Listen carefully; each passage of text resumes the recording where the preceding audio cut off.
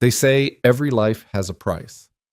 On a rain-soaked frontier night in 1867, Eliza Monroe learned hers was $300.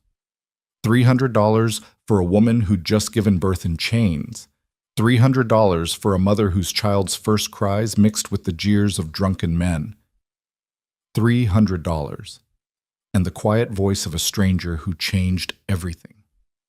This is the story of a woman sold like cattle, a cowboy who saw her humanity, and the brutal fight for freedom that followed. Stay with me until the end, hit that like button, and comment what city you're watching from so I can see how far this story travels. Because some stories deserve to be heard everywhere. The rain came down in sheets that night, turning the auction yard into a churning sea of mud and misery. Eliza Monroe could barely stand. Her legs trembled beneath her weight, and the iron shackles around her ankles bit into skin already raw and bleeding. The pain radiating from her abdomen was unlike anything she'd ever known. Worse than the lash, worse than hunger, worse than the years of degradation that had brought her to this moment. Because 2 hours ago, in the filthy holding pen behind the auction house, she had given birth. There had been no midwife, no clean water, no gentle hands to guide the child into the world. Just Eliza, alone in the darkness, biting down on a strip of leather to keep from screaming, her hands cuffed behind her back until the very last moment when the elderly woman in the adjacent pen had convinced the guard to show mercy. The baby had come in a rush of agony and blood, and Eliza had barely managed to catch her daughter before she hit the ground. Her daughter, so small, so perfect, so utterly doomed. Now, as rough hands shoved her toward the auction platform, Eliza clutched the infant to her chest with arms that could barely hold themselves up. The baby was wrapped in Eliza's torn underskirt, the only cloth available. Blood still soaked through Eliza's dress, leaving a dark trail in the mud behind her.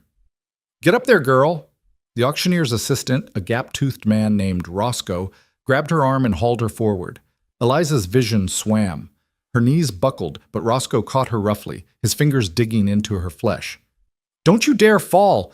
Mr. Pettigrew wants premium price for you, and he ain't gonna get it if you collapse." Premium price. The word should have made Eliza laugh, if she'd had the strength for it. Premium price for a woman who'd been worked half to death on the Pettigrew plantation, who'd been starved and beaten and used in ways she tried desperately not to remember. Premium price for someone who might not survive the night. The platform rose before her, slick with rain, illuminated by torches that sputtered and smoked in the downpour. Beyond it, a crowd of perhaps 40 men waited, their faces shadowed beneath wide-brimmed hats and upturned collars. Eliza had been to enough auctions to know what she'd see in those faces. Calculation, greed, lust, indifference. Never compassion, never humanity. Roscoe shoved her up the steps. Eliza's foot slipped on the wet wood and she went down hard on one knee, her body instinctively curling around the baby to protect her from the impact. Pain exploded through her pelvis. A cry escaped her lips before she could stop it. The crowd laughed. "Clumsy one, ain't she?" someone called out. "Maybe she's drunk," another voice added, prompting more laughter. Eliza forced herself upright, her jaw clenched so tight her teeth ached. Don't show them weakness. Don't let them see you break. She'd learned that lesson years ago, during her first auction, when she was just 16 and still foolish enough to cry. Tears only made the men bid higher. Tears meant you were breakable, trainable, controllable. The auctioneer, a portly man with mutton chops and a voice like gravel, stepped forward and raised his hands for silence. "Gentlemen, gentlemen, we have a special offering tonight. This here is Eliza, property of Mr. Augustus Pettigrew of the Pettigrew estate, 24 years of age, healthy and strong." "She don't look strong," someone interrupted. "She looks half dead." "Temporary condition," the auctioneer countered smoothly. "As you can see, she's just produced a fine, healthy child, which proves her fertility and confirms her value as breeding stock." Breeding stock. Eliza's stomach turned. The baby stirred against her chest, making small mewing sounds. "The child ain't included in the sale," the auctioneer continued. "Mr. Pettigrew will retain ownership of the infant. However, he's willing to negotiate a separate price for those interested in keeping mother and child together." A separate price. Of course. Eliza's arms tightened around her daughter. She'd known this was coming, had known since the moment she realized she was pregnant that any child of hers would be property, would be sold, would be torn from her arms eventually. But knowing hadn't prepared her for the reality of it. Nothing could have prepared her for this. "Let's start the bidding at $100, the auctioneer announced. Silence.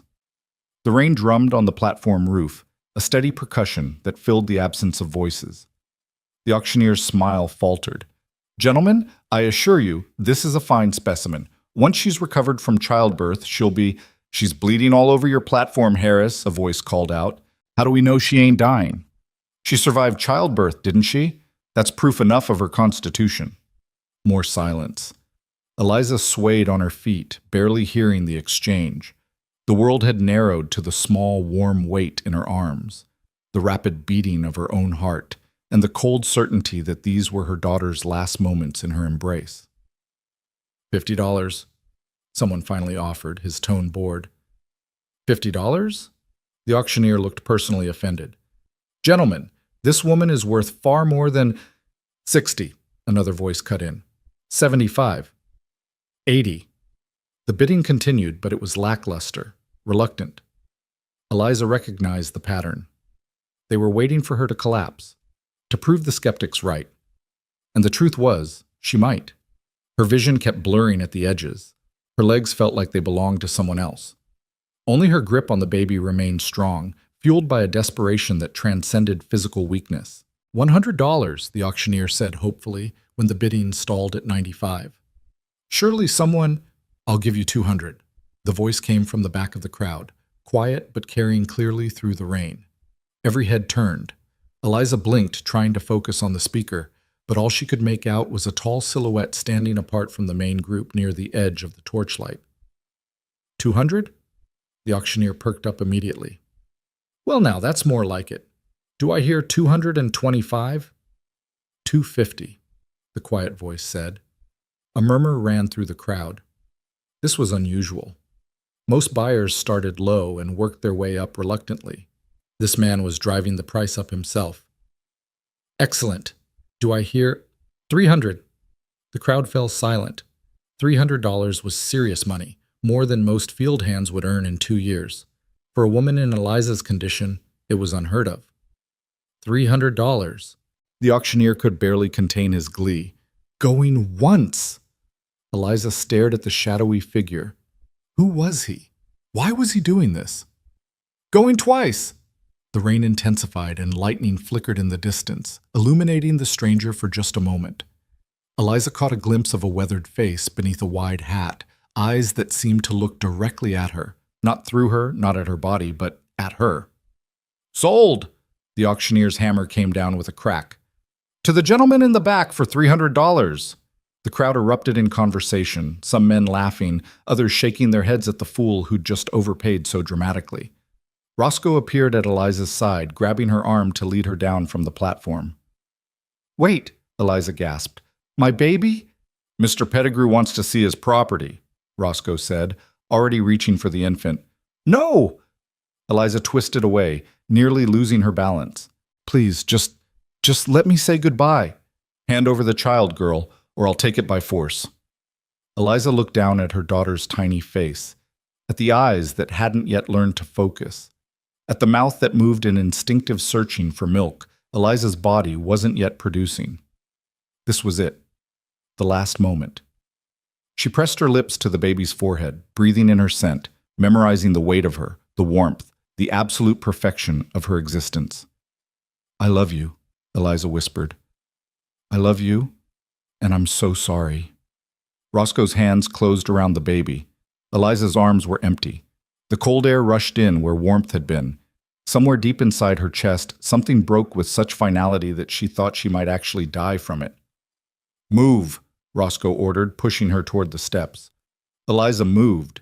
She had no choice. She never had a choice. The crowd parted as she descended, still shackled, still bleeding, now utterly empty. She barely registered the faces around her, the comments, the leers. None of it mattered anymore. Nothing mattered. Then she saw him, the man who'd bought her. He stood waiting at the edge of the auction yard, tall and broad-shouldered, his face still shadowed by his hat. As she approached, escorted by Roscoe, he stepped forward into the torchlight. He was older than she'd expected, perhaps 40, with lines etched deep around his eyes and mouth. His face was weathered from sun and wind, his jaw strong beneath several days' worth of stubble. But it was his eyes that caught her, gray-blue, like a winter sky, and holding an expression she couldn't quite identify. Not lust, not cruelty. Something else. Something that made her deeply uneasy because she didn't recognize it. "Here she is," Roscoe announced. "One woman, as purchased. Mr. Pettigrew will need payment before you leave." The stranger looked at Eliza for a long moment, his gaze traveling from her face down to her shackled ankles and back up. Then he turned to Roscoe. "Why is she in chains?" Roscoe blinked. "Sir?" "The shackles. Why is she wearing them?" "Well, she's property, sir. We can't have her running off. I just paid $300 for her. She's my property now. Remove the shackles." Roscoe's mouth opened and closed. That is, Mr. Pettigrew requires that all sales remain bound until they're off the premises. I don't care what Pettigrew requires." The stranger's voice remained quiet, but there was steel beneath it now. "I paid for her. She's mine. Remove the shackles, or I'll do it myself and send Pettigrew a bill for my trouble." Roscoe looked between the stranger and Eliza, clearly calculating whether this was worth an argument. Finally, he sighed and pulled a key from his pocket. "If she runs, that's your problem." "I understand." Eliza stood perfectly still as Roscoe knelt and unlocked the shackles around her ankles. The iron fell away, clanging against the ground. She'd worn those chains for 6 days, ever since Pettigrew had decided to sell her. The sudden absence of their weight made her feel like she might float away. "Wrist cuffs, too," the stranger said. Roscoe complied, muttering under his breath. When the last restraint fell away, Eliza rubbed her wrists automatically, feeling the raw skin beneath her fingers. "Come with me," the stranger said to her. Not an order, exactly, but not a request either, simply a statement. Eliza followed because she had no alternative. Her legs barely supported her weight. Each step sent fresh waves of pain through her lower body, and she could feel blood trickling down her inner thighs. She needed to lie down. She needed water. She needed her baby. But her baby was gone.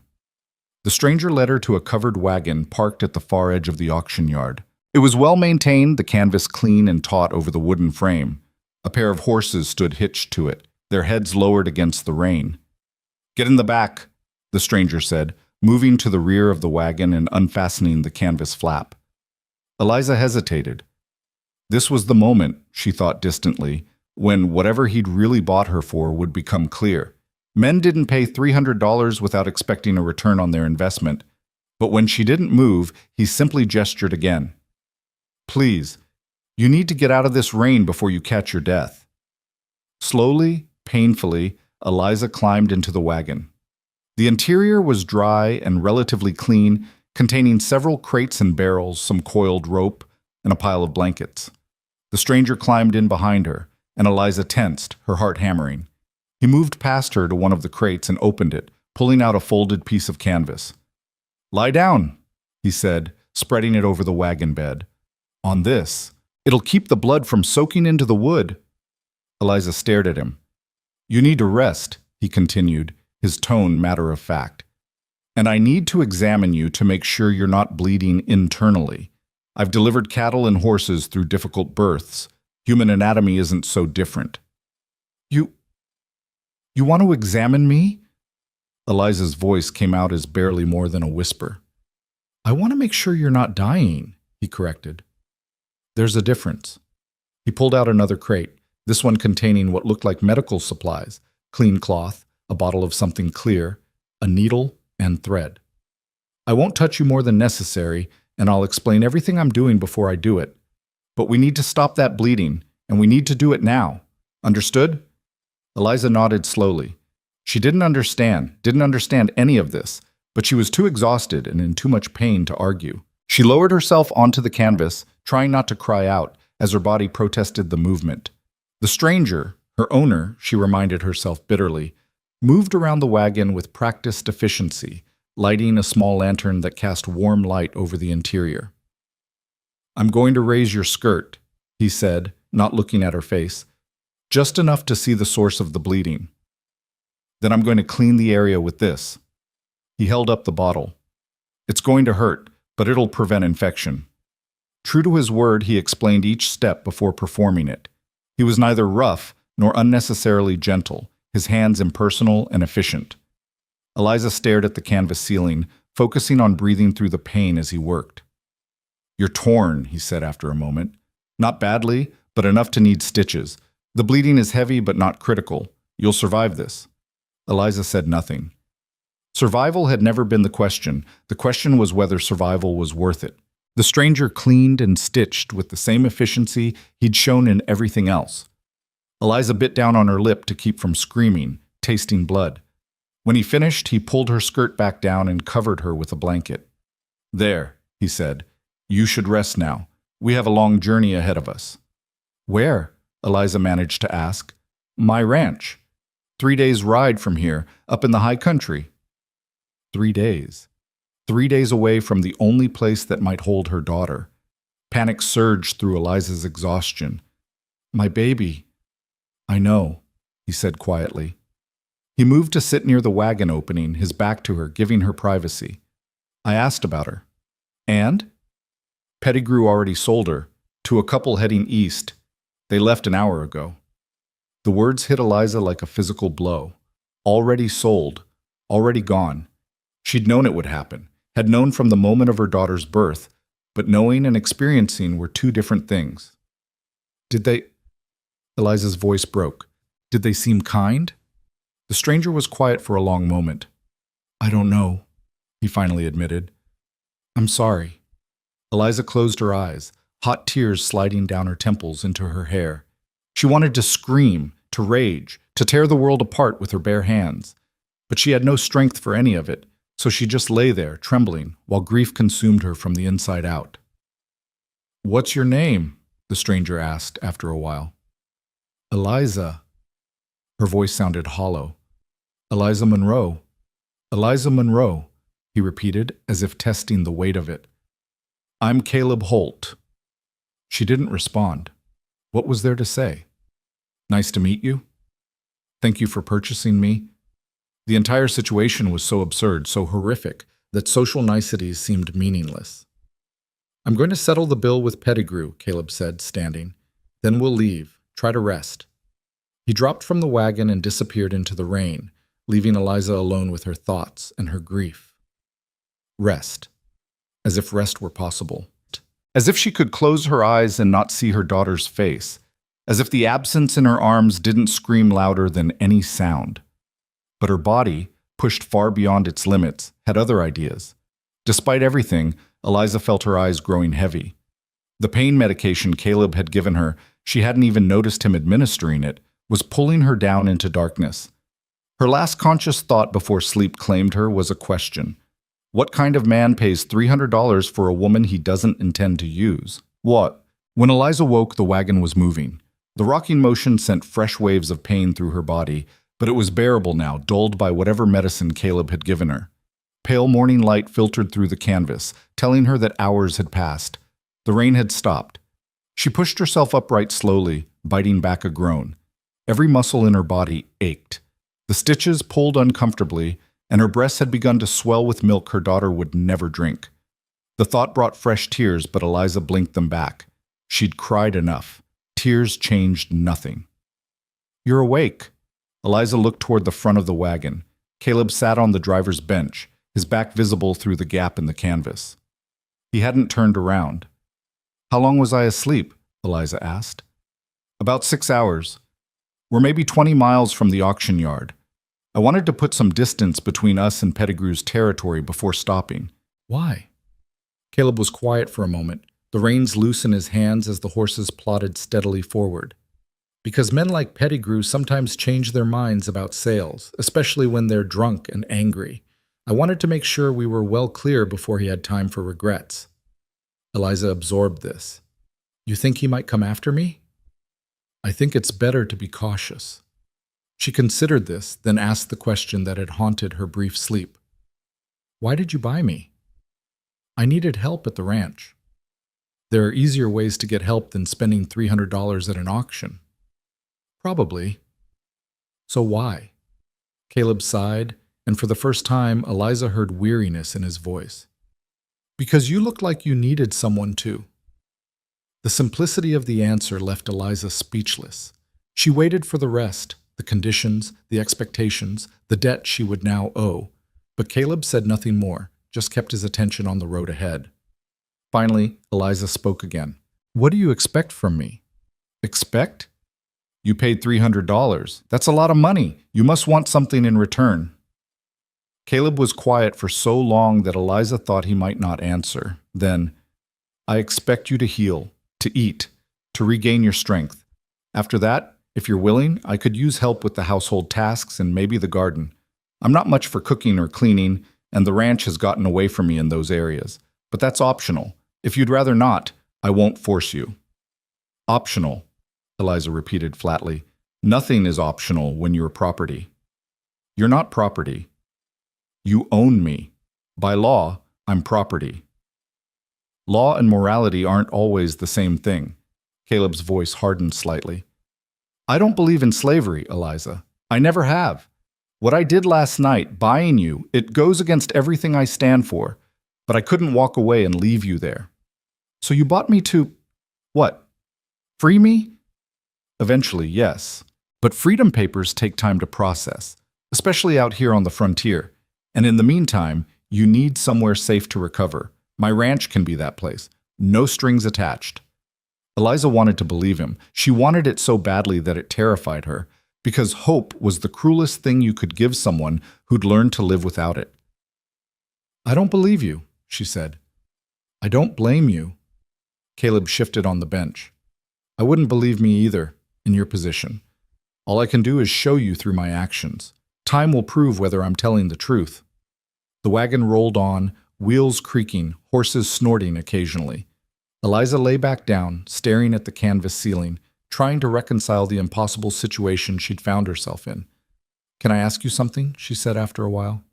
Of course. At the auction, you bid against yourself. You drove the price up when no one else was bidding. Why? Caleb chuckled, a dry sound. I was angry. Those men were talking about you like you were livestock, making jokes while you stood there bleeding and holding your newborn. I wanted to make them see, to make everyone see, that you were worth more than their contempt. So I paid more than you were worth on paper, to prove a point. What point? That human dignity isn't measured in dollars. Eliza closed her eyes, overwhelmed by the strangeness of it all. This man, this stranger, had spent a fortune to buy her freedom in the name of dignity.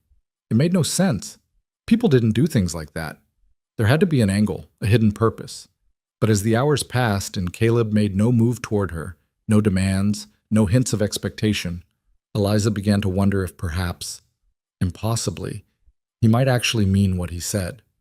They stopped at midday to rest the horses. Caleb helped Eliza from the wagon with careful, impersonal hands, then busied himself with tending to the animals while she saw to her personal needs in the privacy of some bushes.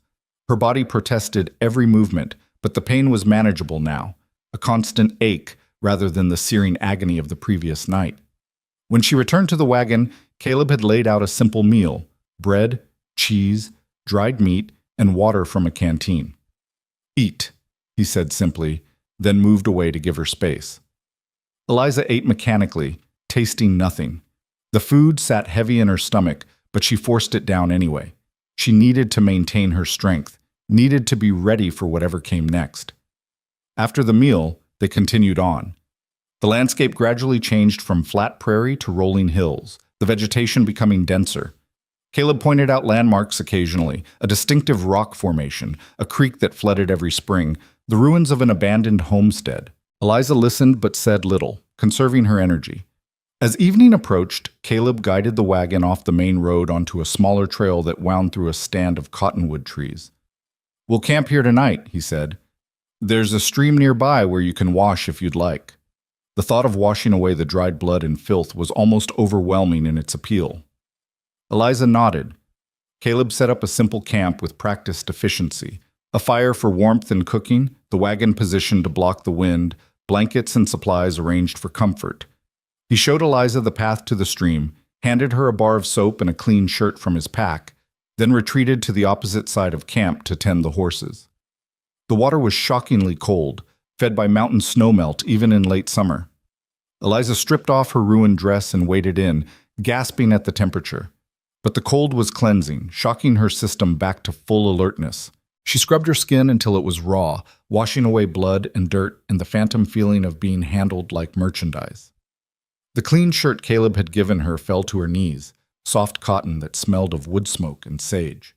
It was far too large, clearly his own, but it was clean and dry and far better than the shredded dress she'd left on the bank. When she returned to camp, Caleb had prepared a simple stew. They ate in silence, the fire crackling between them. After the meal, he spread blankets near the fire. "You take these," he said. "I'll sleep in the wagon bed." "I should sleep in the wagon. You paid—" "Eliza." He met her eyes directly for the first time since purchasing her. "I don't care what I paid. You're injured and recovering from childbirth. You get the better sleeping arrangement. That's not negotiable." She wanted to argue but found she lacked the energy, so she simply nodded and lay down, wrapping herself in the blankets. They smelled like him, leather and horses, and something indefinable but not unpleasant.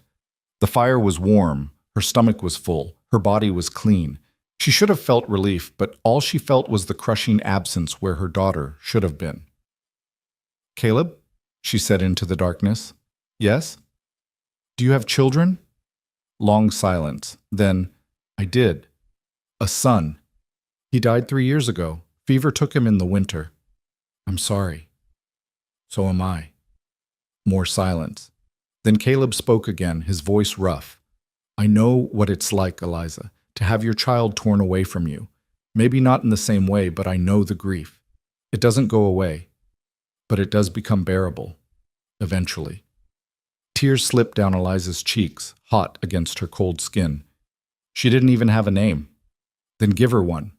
Even if she never knows it, you can carry it with you. Remember her by it. Eliza thought about this, turning it over in her mind. Finally, she whispered, "Grace. Her name is Grace." "Grace," Caleb repeated softly. "It's a beautiful name." Eliza closed her eyes, picturing her daughter's face. Grace. Yes. She would hold that name in her heart, a small light against the darkness. It wasn't enough, would never be enough, but it was something. The fire burned lower. The stars emerged overhead, brilliant and indifferent, and somewhere between grief and exhaustion, Eliza finally slept. A deep, dreamless sleep that carried her through the night into whatever tomorrow might bring. When she woke, sunlight was streaming through the trees, and Caleb was already breaking camp. He looked up at her stirring and offered a slight nod. "Morning. How are you feeling?" Eliza took inventory of her body. Sore, yes. Tender in places. But stronger than yesterday. "Better. Good. We'll reach the ranch by tomorrow evening if we make decent time. The roads get rougher from here, but the horses are fresh." They fell into the rhythm of travel, stopping periodically to rest the horses, eating simple meals, covering ground steadily. Caleb didn't press for conversation, and Eliza appreciated the quiet. She was still processing everything, still trying to understand this strange new reality. By evening of the second day, they'd climbed into foothills dotted with pine and aspen. The air was cooler here, cleaner, with a bite that promised autumn wasn't far off. They camped beside a clear-running creek that burbled over smooth stones. After dinner, as twilight settled over the landscape, Eliza finally voiced the question that had been building in her mind all day. "What happens when we reach your ranch?" Caleb looked up from the fire he'd been stoking. "What do you mean?" "I mean, what exactly are you expecting from me? You said I could help with household tasks, but you also said it was optional. So what's my role? What am I supposed to be?" Caleb set down the stick he'd been using as a poker and sat back, considering his words carefully. "You're supposed to be whatever you choose to be, Eliza. If you want to help around the ranch, I'll appreciate it. If you want to rest and heal and do nothing else for months, that's fine too. If you eventually want to leave, once we've sorted out your legal status, I'll help you get wherever you want to go." "That's not how this works," Eliza said, frustration creeping into her voice. "You don't spend $300 on someone and then give them complete freedom." "I do." "Why? What are you getting out of this? Caleb met her gaze steadily. The knowledge that I helped someone who needed help. That's enough. That's insane. Maybe. A slight smile crossed his face. Or maybe I'm just tired of living in a world where we treat people like commodities. Maybe I wanted to do one thing, just one thing that pushed back against that system. Eliza shook her head, still not quite believing. You could have done that without spending a fortune. Could I? If I'd left you on that platform, you would have sold for $95 to some farmer who saw you as breeding stock. Your daughter was already lost to you, but at least I could make sure her mother had a chance at something better. The mention of Grace sent a fresh spike of pain through Eliza's chest. She looked away, blinking back tears. I'm sorry, Caleb said quietly. I shouldn't have brought her up. No, it's... Eliza took a shaky breath. It's fine. She's gone. I need to accept that. But acceptance and moving on are two different things. They are. And no one expects you to move on quickly. Grief takes as long as it takes. They sat in silence for a while, watching the fire burn. Finally, Eliza spoke again. I'll help with the household tasks, and the garden, if you have one. Not because I owe you, though I do, but because I need something to occupy my mind. Idleness will kill me faster than any injury. Caleb nodded. Fair enough, but the moment it becomes too much, you stop. Agreed? Agreed. That seemed to settle something between them. The tension that had been building eased slightly, replaced by a tentative understanding. Eliza wasn't naive enough to trust completely. Trust had to be earned, and Caleb Holt had only had 2 days to earn it. But she was willing to give him the benefit of the doubt. For now. The next day dawned clear and cool. They broke camp early and pushed on into increasingly rugged terrain. The trail narrowed, winding through dense forest and across rocky slopes. Caleb handled the wagon with skill, navigating obstacles that would have daunted a less experienced driver. Around mid-afternoon, they crested a ridge, and Caleb pulled the horses to a stop. There, he said, pointing. Eliza followed his gaze and saw, nestled in a broad valley below, a ranch. It was modest but well-maintained. A sturdy-looking house, a barn, several outbuildings, and extensive fencing that enclosed pastures dotted with cattle. Smoke rose from the house's chimney, a thin trail against the blue sky. Home, Caleb said simply. Home. The word felt foreign to Eliza.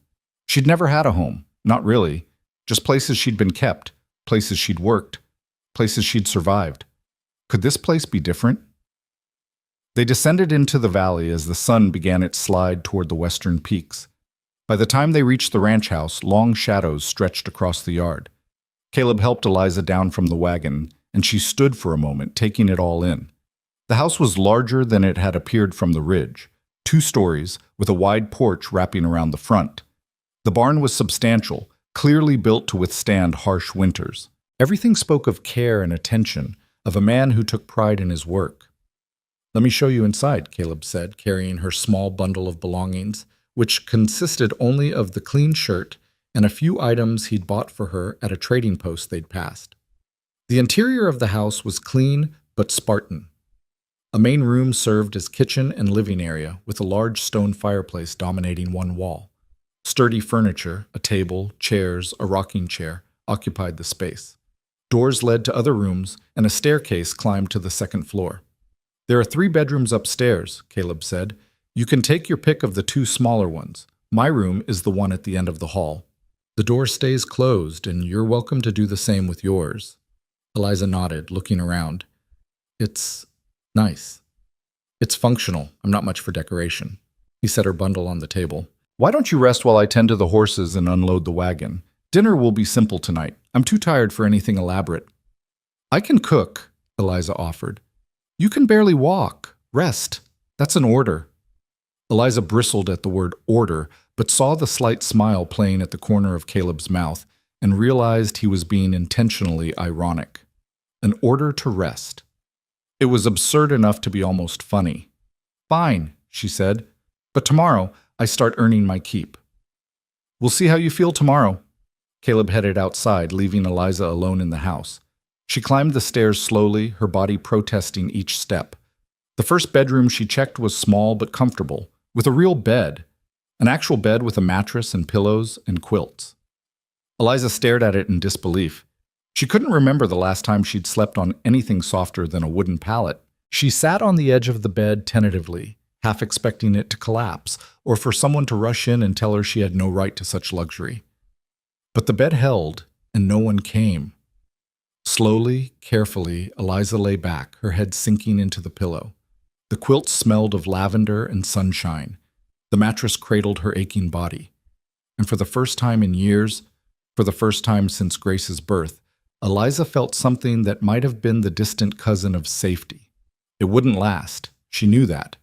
Nothing good ever lasted. But for this moment, in this room, in this strange house belonging to a strange man who claimed to want nothing from her, Eliza allowed herself to simply rest.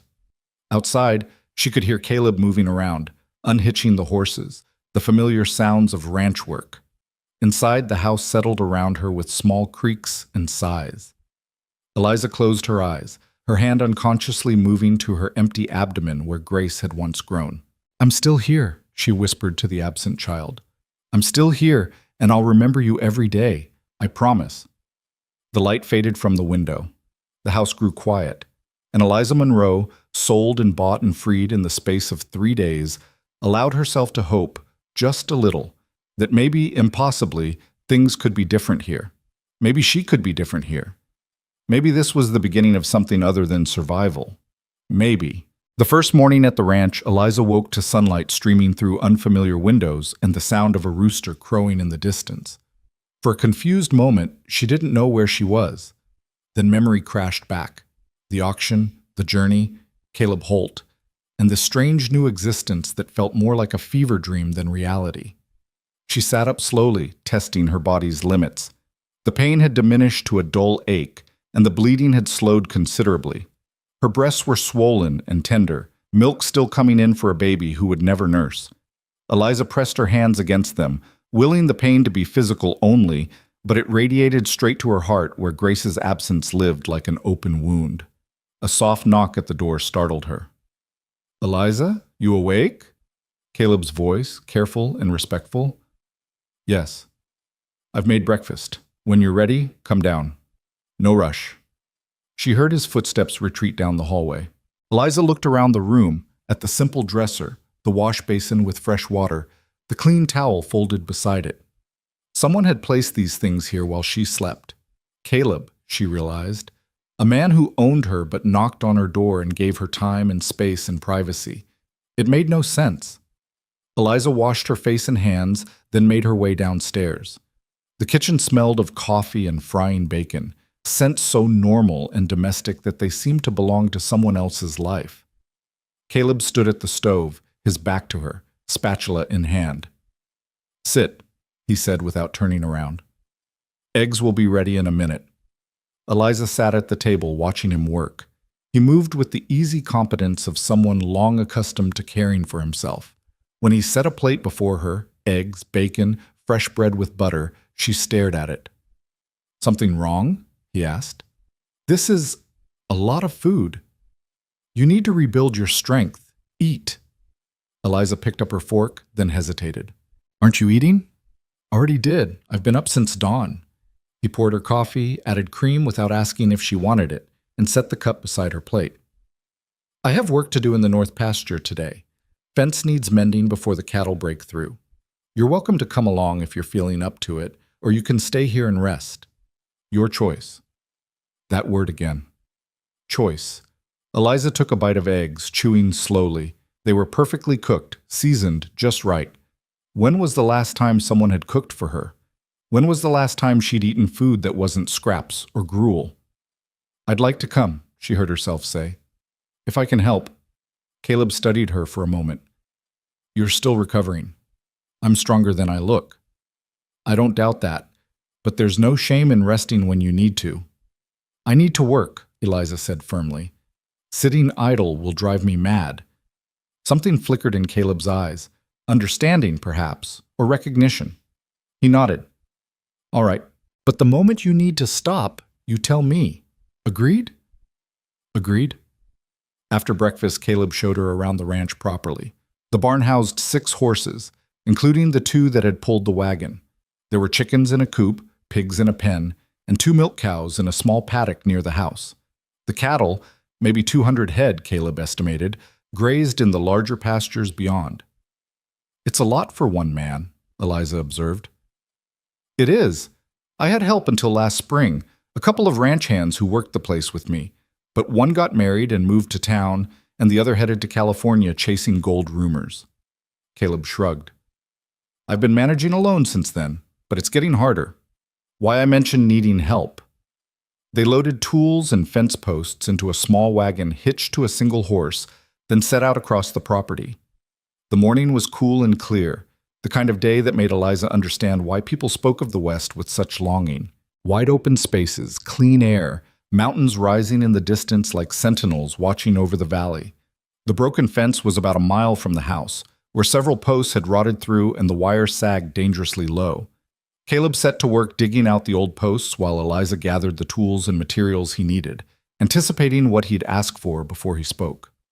They fell into an easy rhythm, and Eliza found herself relaxing despite her wariness. "You've done this before," Caleb commented as she handed him the post-hole digger at exactly the right moment. "Farm work, mostly. I was raised on a plantation in Missouri before—" She trailed off, not wanting to finish that sentence. "Before you were sold." "Yes." Caleb drove a new post into the ground with strong, steady strikes. "How old were you?" 16. My mother died of fever and the plantation owner sold off anyone who wasn't directly profitable. I ended up in a textile mill in Tennessee for 2 years, then a household in Arkansas, then—" She shrugged. "Pettigrew bought me 3 years ago, said he needed workers for his fields." "And the father of your child?" Eliza's hand stilled on the wire she was uncoiling. "There was no father, not in any way that matters." Caleb looked at her sharply, reading the truth in her careful non-answer. His jaw tightened, but he only said, "I'm sorry."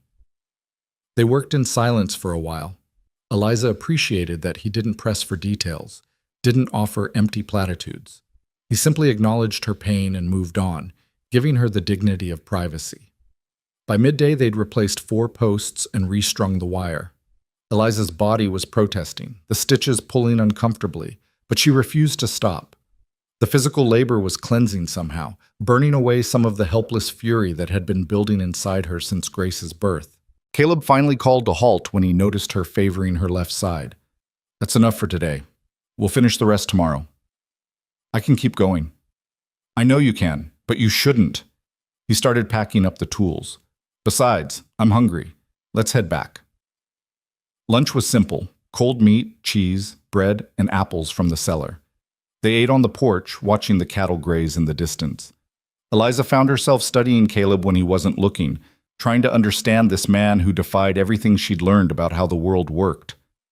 "Can I ask you something?" she said finally. "Of course." "Why do you live out here alone? A man like you, with property and means. You could have a wife, a family." Caleb was quiet for a long moment, his gaze distant. "I did have a family. My wife Sarah and our son Thomas. We built this ranch together, planned to raise him here, maybe have more children." He paused, his voice roughening. "Sarah died giving birth to our second child. The baby didn't survive either. Thomas was only 5. And then 3 years ago, fever took him too, like I told you before. After that—" He shrugged. "I couldn't seem to move forward. Couldn't imagine bringing someone new into this house, into the life Sarah and I had built. So I stayed alone." Eliza absorbed this, understanding now some of what drove him. "I'm sorry for your losses." "And I'm sorry for yours." He met her eyes. "We're both survivors, Eliza. Both trying to figure out how to keep living when the people we love are gone." The observation struck too close to the bone. Eliza looked away, blinking back unexpected tears. "Grace isn't dead." "No, but she's lost to you, which is its own kind of grief." "Do you think—" Eliza's voice caught. "Do you think I'll ever see her again?" Caleb was quiet, and she appreciated that he didn't offer false hope. "I don't know. The frontier is vast, and people move around constantly. But I'll tell you this. If there's ever any way to find her, any trail to follow, I'll help you follow it. That's a promise." Eliza nodded, not trusting herself to speak. They sat in silence for a while, two people bound by loss, watching the afternoon shadows lengthen across the valley. The days that followed established a pattern. Eliza woke early, helped Caleb with breakfast, then worked alongside him on ranch tasks. She fed chickens, collected eggs, milked cows, weeded the sadly neglected vegetable garden behind the house. She cleaned and cooked and mended, throwing herself into domestic tasks with an intensity that kept the grief at bay during daylight hours.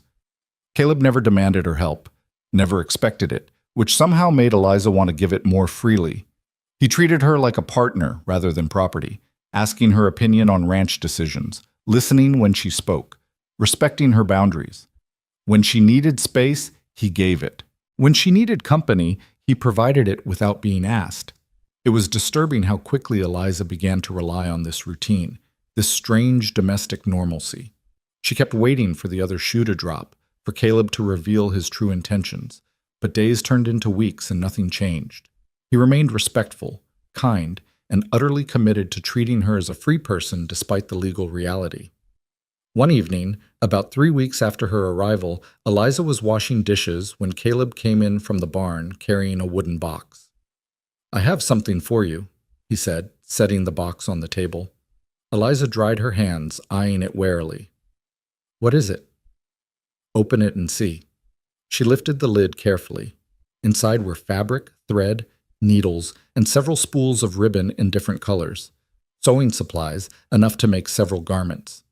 "You've been wearing my shirt this whole time," Caleb said. "Figured you might want something that actually fits. There's a general store catalog in there too, if you want to order ready-made clothes, but I thought you might prefer to make your own." Eliza stared at the supplies, emotion welling up in her throat. It was such a simple thing, such a basic kindness, but it unmade her completely. She pressed her hand to her mouth, trying to hold back tears. "Eliza, what's wrong?" "Nothing," she managed. No one's ever—" She couldn't finish the sentence. Caleb's expression softened. "They're just sewing supplies, Eliza."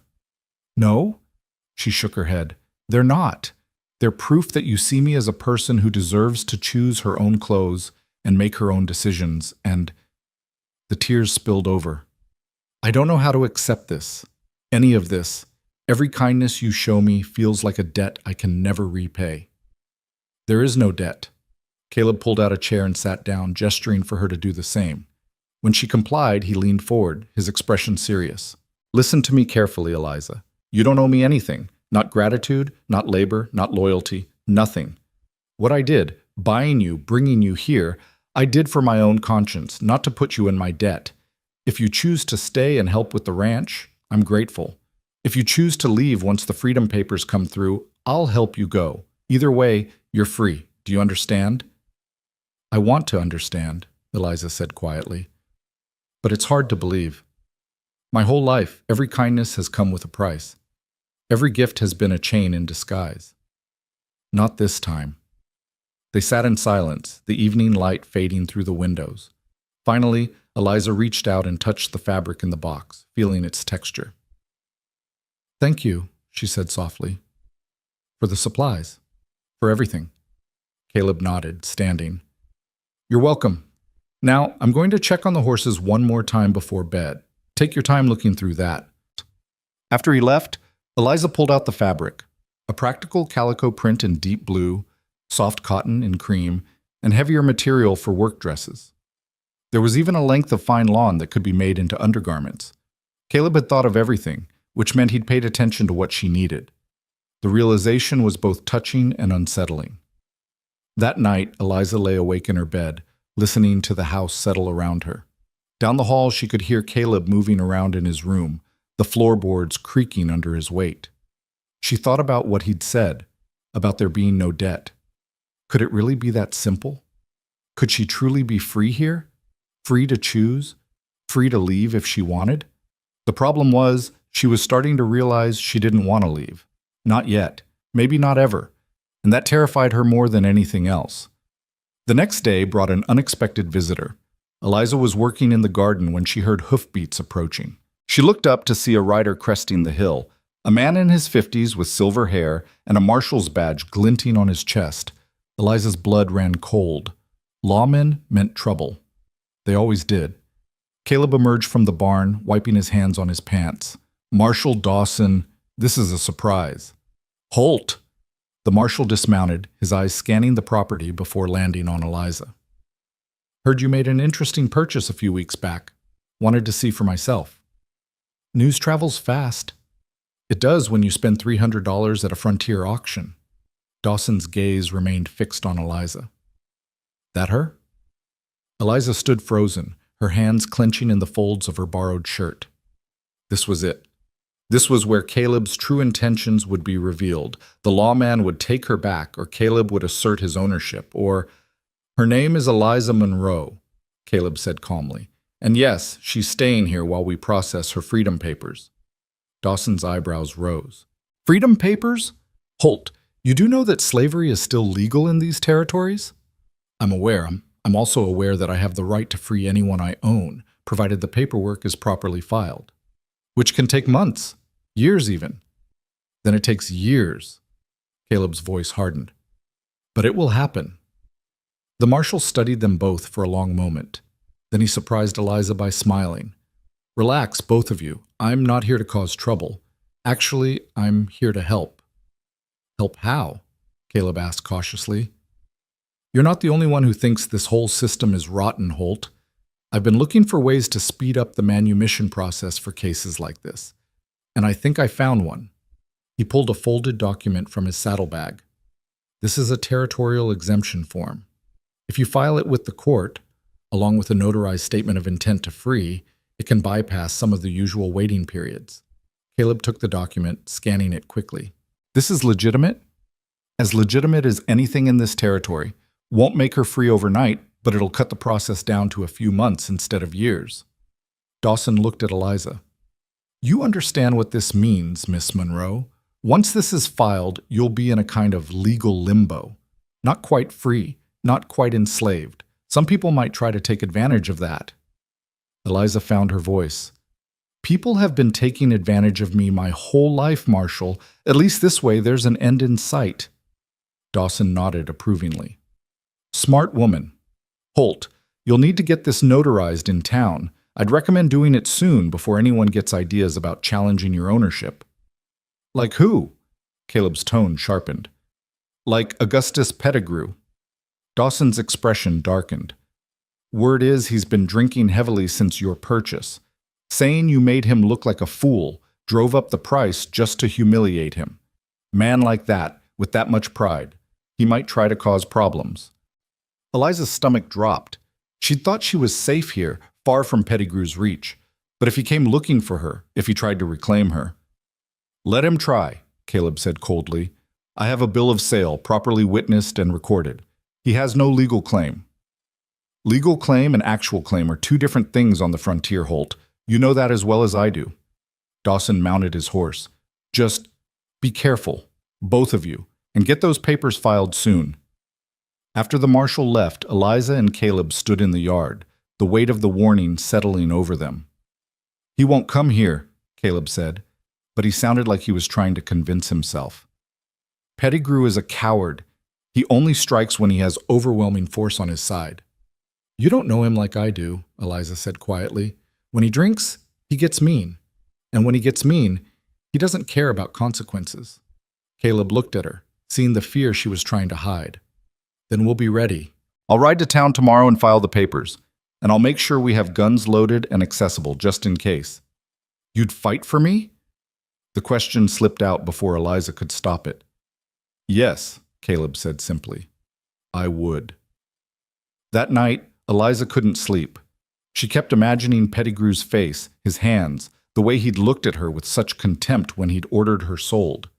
He was a man who didn't like losing, and Caleb had made him lose publicly. That kind of humiliation demanded retribution. Around midnight, she gave up on sleep and went downstairs. To her surprise, Caleb was there, sitting at the table with a rifle across his lap, cleaning it methodically. Couldn't sleep either, he asked without looking up. No. Eliza sat across from him, watching his hands work. Are you really going to fight if he comes? Yes. Why? I'm not worth dying for. Caleb looked up sharply. Don't say that. It's true. You barely know me. You're a human being who deserves dignity and freedom, Caleb interrupted. That's worth fighting for, worth dying for if it comes to that. But it shouldn't have to come to that. I could just leave, disappear. Then you'd be safe, and Pettigrew would have no reason to come after you. And where would you go? You have no money, no papers, no way to survive on your own out here. Caleb set down the cleaning cloth. Besides, I made you a promise. I told you this was a safe place, that you were free here. I don't break my promises. Eliza felt tears prickling her eyes again. This man, this impossible man, was willing to risk everything for her. It made no sense. It defied every lesson she'd learned about human nature. I don't understand you, she whispered. I don't need you to understand me. I just need you to trust me. He met her eyes. Can you do that? Eliza thought about the past 3 weeks, about the locked doors he'd never tested, the boundaries he'd never crossed, the promises he'd kept, about the way he treated her like a person, not property, about the sewing supplies and the freedom papers and the simple radical act of asking for her trust instead of demanding her submission. Yes, she said finally, I can trust you. Something eased in Caleb's expression. Good. Now go back to bed and try to rest. Tomorrow's going to be a long day. Eliza climbed the stairs slowly, Caleb's words echoing in her mind. Trust. Such a fragile, dangerous thing. But for the first time in her life, she thought maybe, just maybe, it was safe to try. The trip to town the next day was tense. Caleb insisted Eliza come with him, saying it was safer than leaving her alone at the ranch. They took the wagon, with a rifle within easy reach and Caleb's pistol holstered at his hip. The town of Clearwater was small, just a main street lined with weathered buildings and false-fronted shops. People stopped to stare as they passed, eyes lingering on Eliza. She kept her gaze forward, refusing to show fear. The courthouse was a squat brick building at the end of the street. Inside, a clerk with spectacles and ink-stained fingers looked up from his ledger. Help you? I need to file manumission papers, Caleb said, producing the documents Marshal Dawson had provided. The clerk's eyebrows rose as he scanned the forms. This is a territorial exemption. Where'd you get this?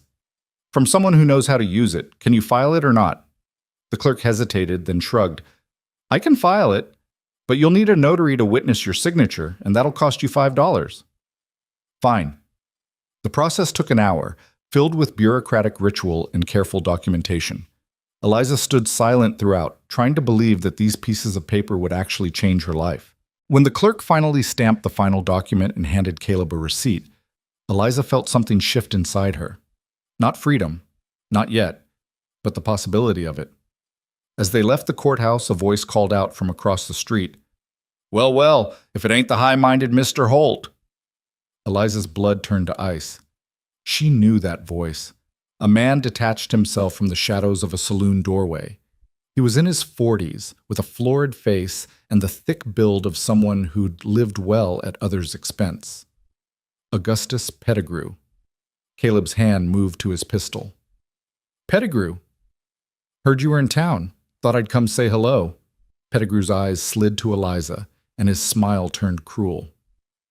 And to see my former property. Looking well, girl. Ranch life agrees with you. She's not your property anymore, Caleb said flatly. No, she's yours for now. Pettigrew sauntered closer, reeking of whiskey even at this early hour. But I've been thinking.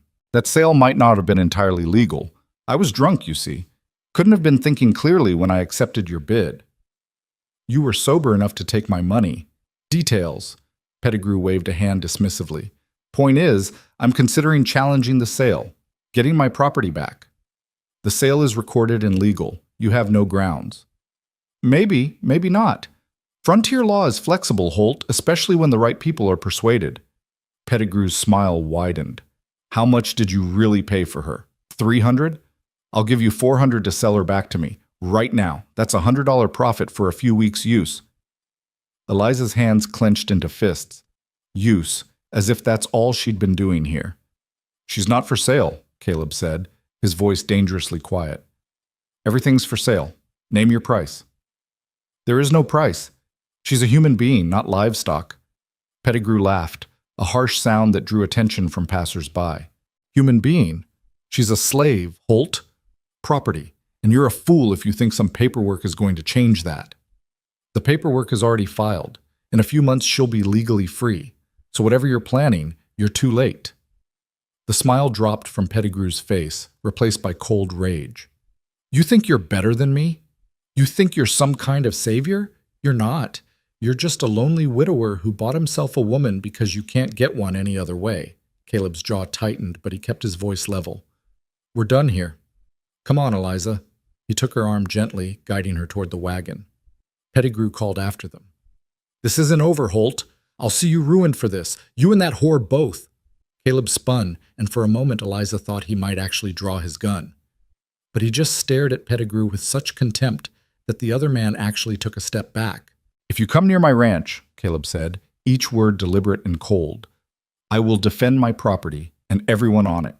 By any means necessary. Remember that before you do something stupid. They climbed into the wagon and left, but Eliza could feel Pettigrew's eyes boring into her back the entire way. The ride home was silent, tension crackling between them. When they finally reached the ranch, Caleb helped Eliza down and then started unhitching the horses, his movements sharp and angry. I'm sorry, Eliza said. Caleb looked at her in surprise. For what? For causing this. For bringing his anger down on you. Eliza, none of this is your fault. Pettigrew is angry because I exposed him for what he is, a petty, cruel man who treats people like objects. He'd be angry at anyone who challenged him. But now he's threatening you because of me. Let him threaten. I've faced worse than Augustus Pettigrew. Caleb finished with the horses and turned to her fully. Listen to me. I knew what I was doing when I bought you. I knew it might have consequences, and I'd do it again, without hesitation. So stop apologizing for existing, for needing help, for being human. You have nothing to be sorry for. Eliza nodded, though the guilt still sat heavy in her chest. They went about the evening chores in silence, both lost in thought. At dinner, Caleb was quiet, and Eliza could see him working through scenarios, making plans. You're worried he'll actually come, she said finally. I'm being cautious. There's a difference. What will we do if he does? Caleb looked at her seriously. If he comes with the law, which he can't because the sale was legal, we show them the paperwork. If he comes with hired guns, he paused, then we defend ourselves. You know how to shoot? No? Then tomorrow, I teach you. The next morning, Caleb set up targets behind the barn, old bottles and tin cans balanced on fence posts. He showed Eliza how to hold the rifle, how to sight down the barrel, how to breathe and squeeze the trigger rather than pull it. The first shot knocked her backward, the recoil stronger than she'd expected. The second went wide. But by the 10th shot, she was hitting the targets with increasing regularity. Good, Caleb said, nodding approval. You're a natural. Or desperate, Eliza said, reloading. Desperation can be a powerful teacher. They practiced for an hour each day after that, until Eliza could reliably hit what she aimed at. Caleb taught her to load and clean the weapons, to recognize when they were about to jam, to shoot from different positions. It was practical knowledge, necessary knowledge, but it also made the threat feel more real. A week passed. Then 2. No sign of Pettigrew. Eliza began to hope that maybe his threats had been empty, fueled by liquor and wounded pride but lacking real follow-through. She settled deeper into life on the ranch. She sewed herself 2 work dresses and 1 nicer outfit for town trips, hemming them carefully and taking pride in the fit. She expanded the garden, planting late-season crops that would mature before the first frost. She learned the rhythms of the cattle, the personalities of the horses, the way the light changed as autumn approached. And slowly, carefully, she learned to trust Caleb Holt. It showed in small ways, the way she no longer flinched when he moved suddenly, the way she started offering opinions without being asked, the way she sometimes laughed at his dry observations about ranch life. She started calling him Caleb instead of Mr. Holt, started meeting his eyes instead of keeping her gaze downcast. One evening, they were sitting on the porch after dinner, watching the sun set over the mountains. It had become their routine, this quiet companionship at day's end. Can I ask you something? Eliza said. Always. Why didn't you ever remarry? After your wife died, I mean. Surely women in town would have. Caleb was quiet for a moment. Some did show interest, but I couldn't. Every time I thought about it, I just felt tired. Tired of hoping, tired of risking loss again. Easier to be alone. Is it? Eliza asked softly. Easier? No, he admitted. It's lonelier, but it feels safer. I understand that. They sat in silence as the sky turned from gold to purple to deep blue. Stars began to emerge, bright and endless. Eliza, Caleb said eventually, I want you to know that whatever happens, whether Pettigrew comes or not, whether the Freedom Papers process quickly or slowly, you have a place here, for as long as you want it. As what? The question escaped before Eliza could stop it. As your employee, your what? As yourself. As Eliza Monroe, who happens to live here and help with the ranch. He looked at her seriously. I'm not asking for anything more than what we have now. I just want you to know that this is your home, if you choose it to be. Home. That word again.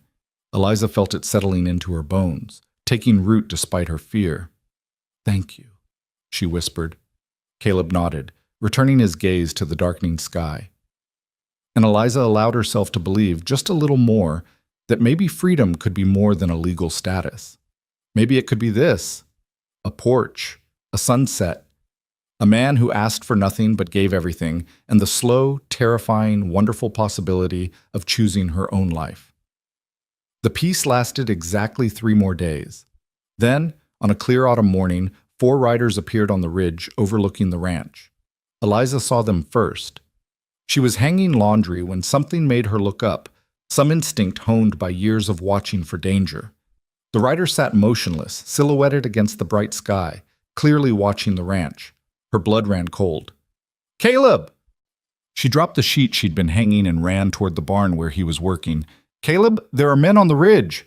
He emerged immediately, his face hardening when he saw the riders. Get in the house. Now! But now, Eliza. Load the rifles and stay away from the windows. Eliza ran. Her hand shook as she loaded the weapons, the lessons Caleb had taught her coming back through sheer muscle memory. She positioned herself where she could see the yard but remain concealed, watching through a gap in the curtains. The riders descended slowly, deliberately, taking their time. As they drew closer, Eliza's worst fears were confirmed. Augustus Pettigrew rode at their head, flanked by 3 rough-looking men who had the unmistakable air of hired guns. Caleb stood in the yard, unarmed but utterly still, watching them approach. When they were about 20 feet away, he raised his hand. That's close enough, Pettigrew. The riders stopped. Pettigrew smiled, but it didn't reach his eyes. Holt, we need to talk. We have nothing to discuss. I disagree. See, I've been thinking about our last conversation, about my property, and I've decided I want her back. She's not your property. I showed you the papers. Papers can burn, sales can be contested. Pettigrew's voice hardened. One way or another, I'm leaving here with what's mine. Inside the house, Eliza's grip tightened on the rifle. This was it. The moment she'd been dreading, the moment when the illusion of safety shattered and revealed the truth underneath, that she would never truly be free, that men like Pettigrew always won in the end. But then Caleb spoke, his voice carrying clearly across the yard. You can try, but you'll have to go through me first. And I promise you, Pettigrew, that won't end well for anyone.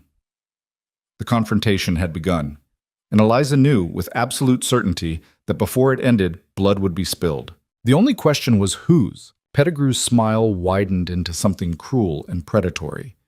Big words from a man who's outnumbered 4-1. You really want to die over a slave, Holt? She's not a slave. Not anymore.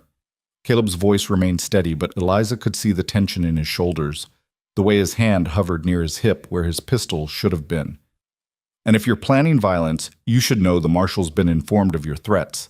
Anything happens to me or Eliza, he'll know exactly where to look. Dawson? Pettigrew laughed. That old man talks a good game, but he's got no real authority out here. This is frontier country, Holt. Justice belongs to whoever's got the most guns. One of the hired men shifted in his saddle, and Eliza caught the glint of sunlight on metal. They were all armed, she realized, rifles, pistols, probably knives too. Caleb had nothing visible, standing there in the yard like he was waiting for neighbors to arrive for Sunday dinner instead of facing down men who meant him harm. "Last chance," Pettigrew said, his voice hardening. "Send the girl out, and we'll leave peacefully. Otherwise, things are going to get unpleasant." Inside the house, Eliza's heart hammered against her ribs. Every instinct screamed at her to run, to hide, to make herself small and invisible like she'd learned to do over years of survival. But something else stirred beneath the fear, something hot and fierce and absolutely done with running. She thought of Grace, sold and lost before Eliza could even fight for her. She thought of every indignity, every violation, every moment she'd been forced to accept because resistance meant death. She thought of the past weeks at the ranch, of Caleb's quiet respect, of the possibility of freedom, of the person she was beginning to remember she could be. And she made a choice. Eliza stood, rifle in hand, and moved to the window. She didn't hide anymore. She stood fully visible, the barrel resting against the window frame, aimed directly at Pettigrew's chest. "She's not going anywhere," Eliza called out, her voice steady despite the fear. "And if you try to take me, I'll put a bullet through you myself." Every head turned toward the house. Pettigrew's face darkened with rage.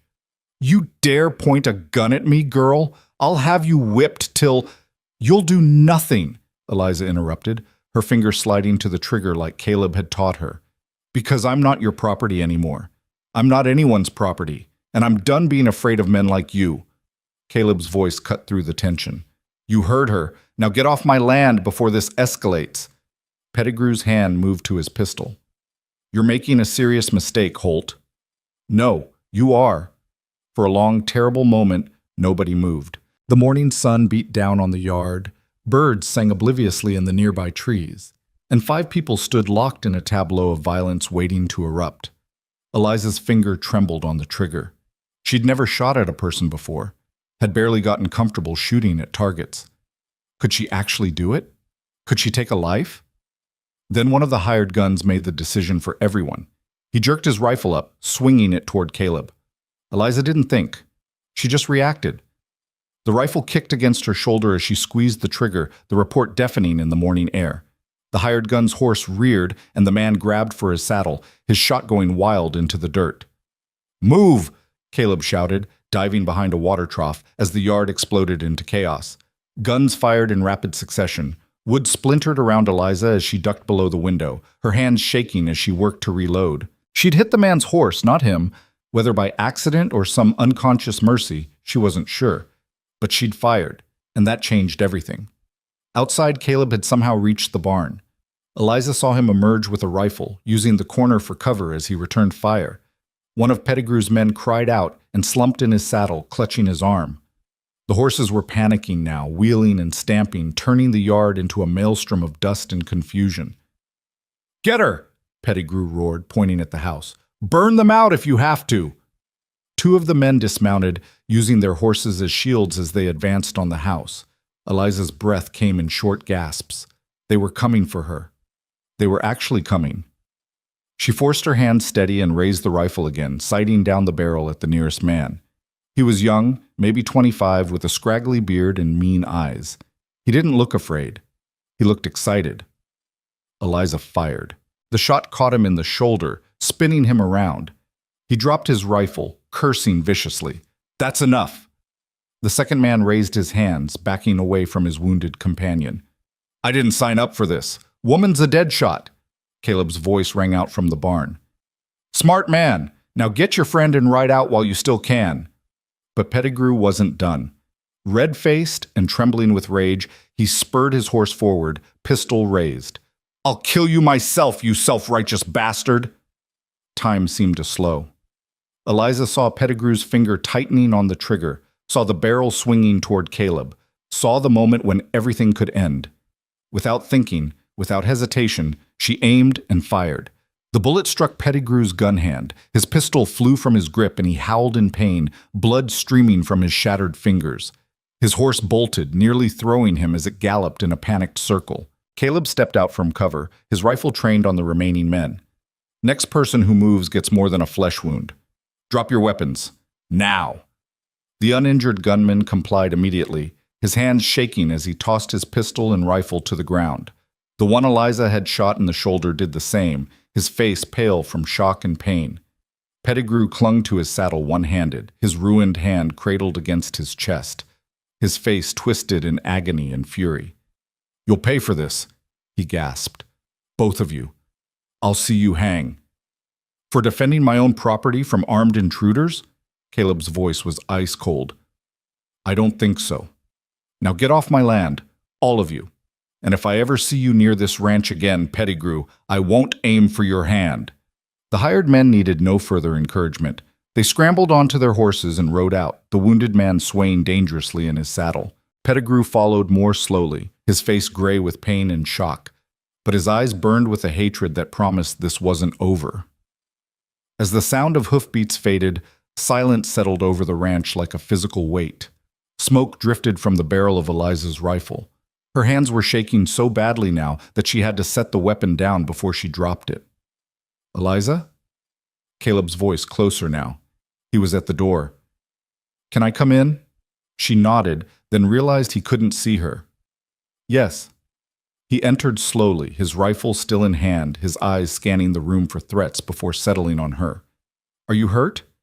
"No. You?" "I'm fine."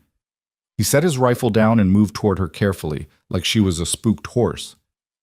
"That was... Eliza, what you did out there." "I shot him." The words came out flat, disconnected. "I shot Pettigrew. I shot his man. The reality crashed over her like a wave. She'd fired at human beings. She'd drawn blood.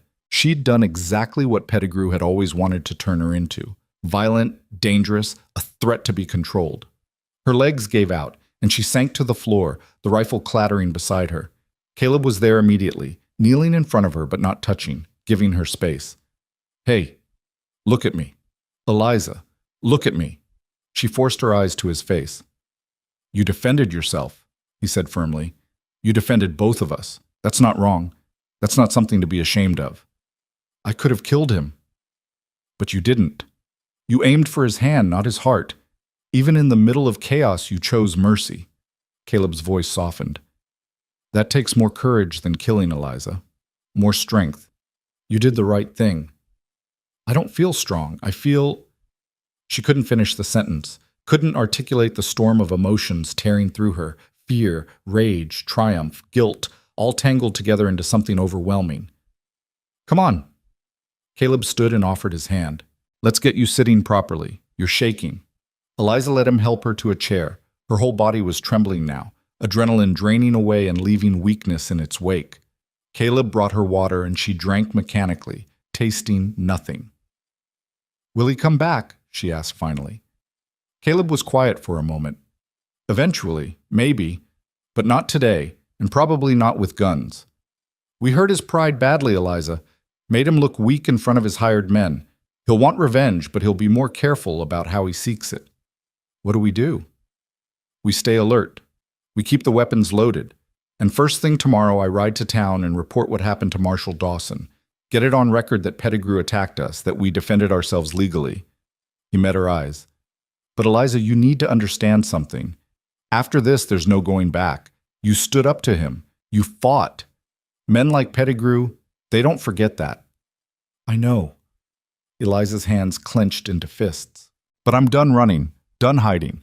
If he comes for me again, I'll fight again. I'll keep fighting until either he's gone or I am." Something flickered in Caleb's expression. Approval, maybe, or recognition. "Then we fight together. Because you're not alone in this anymore." The words settled over Eliza like a blanket, warm and solid. Not alone. For the first time in her entire life, she wasn't facing danger alone. Someone was standing with her, beside her, not because he owned her or wanted something from her, but because he'd chosen to. Because he believed she deserved protection and dignity and freedom. They spent the rest of the day securing the ranch. Caleb checked every door and window, making sure they could be properly barred. He moved weapons to strategic locations throughout the house.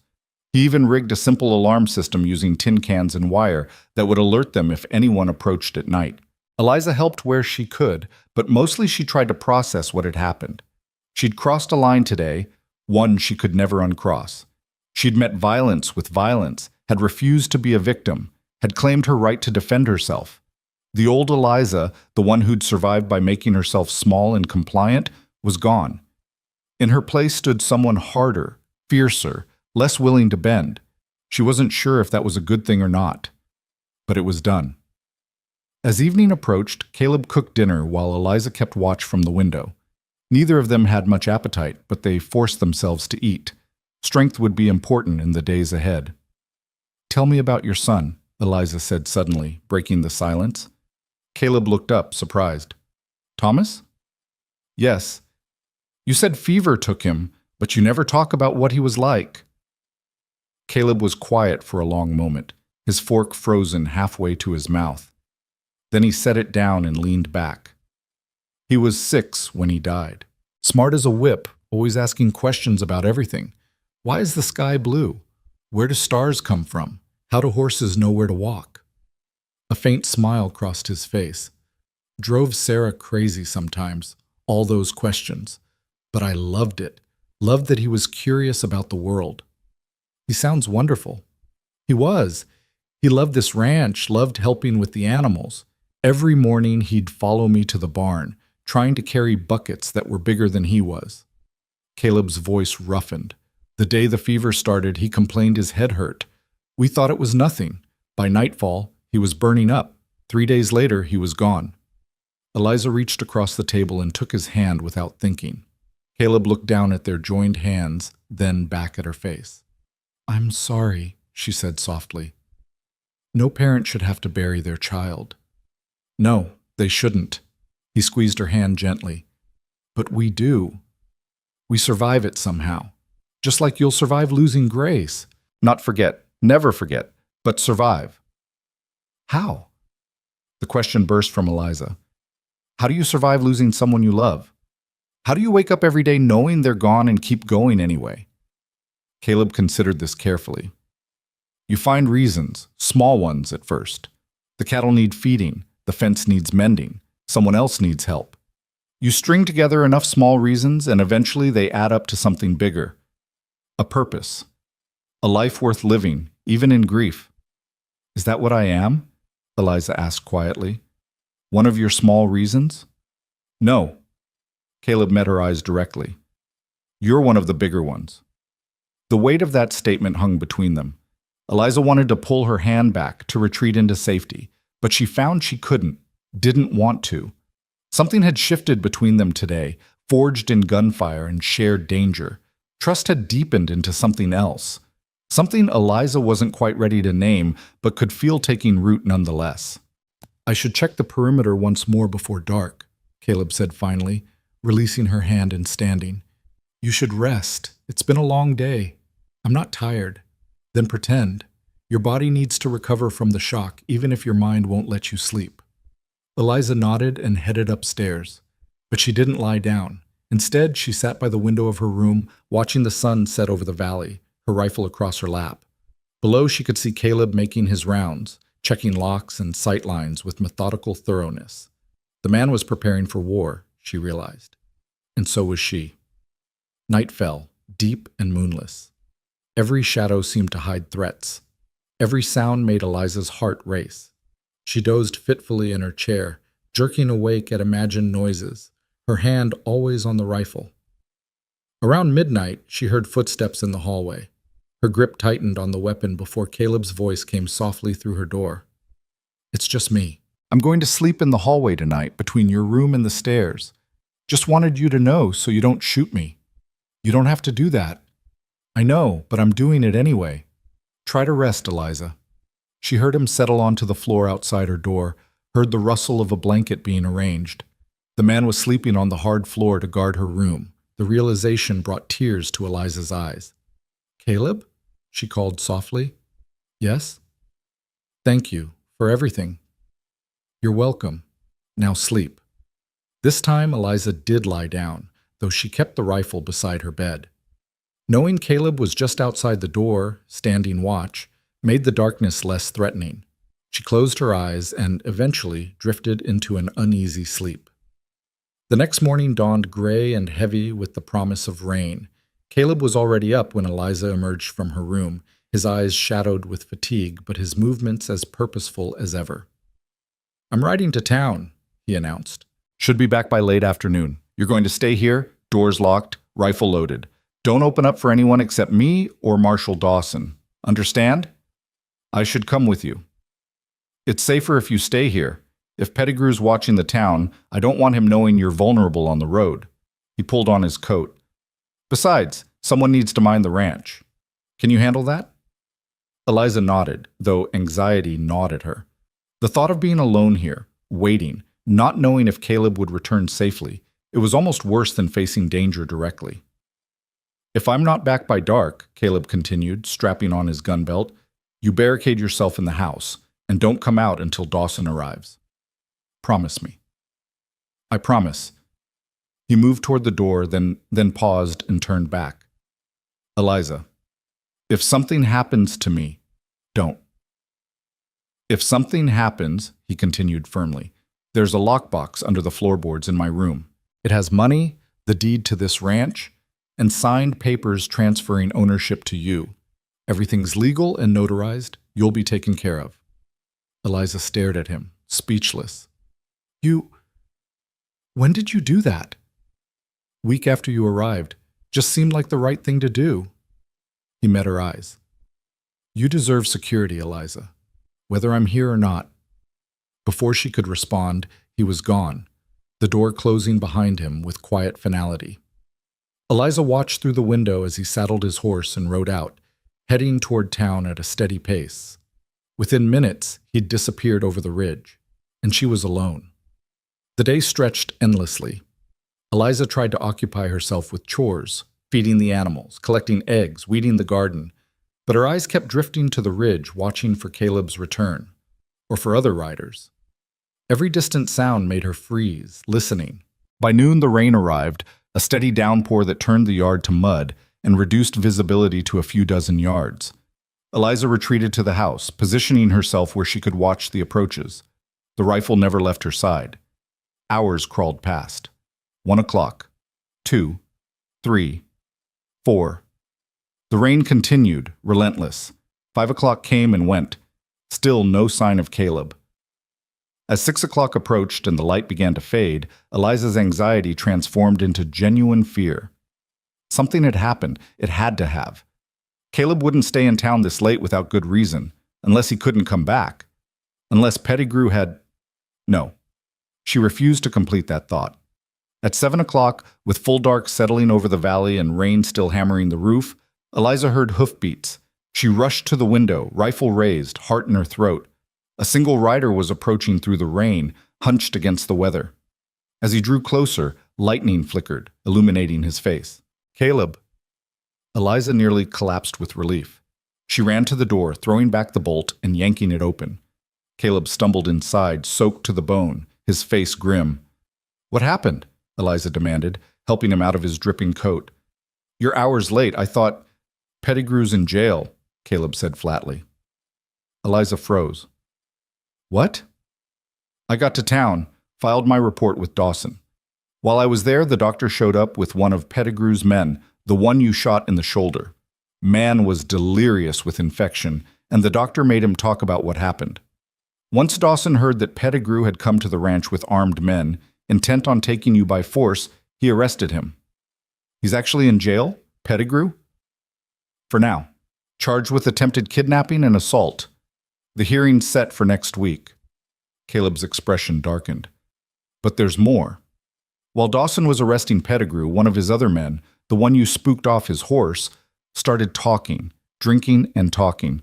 Told everyone in the saloon that Pettigrew had been planning to kill me and burn the ranch. Make it look like an accident."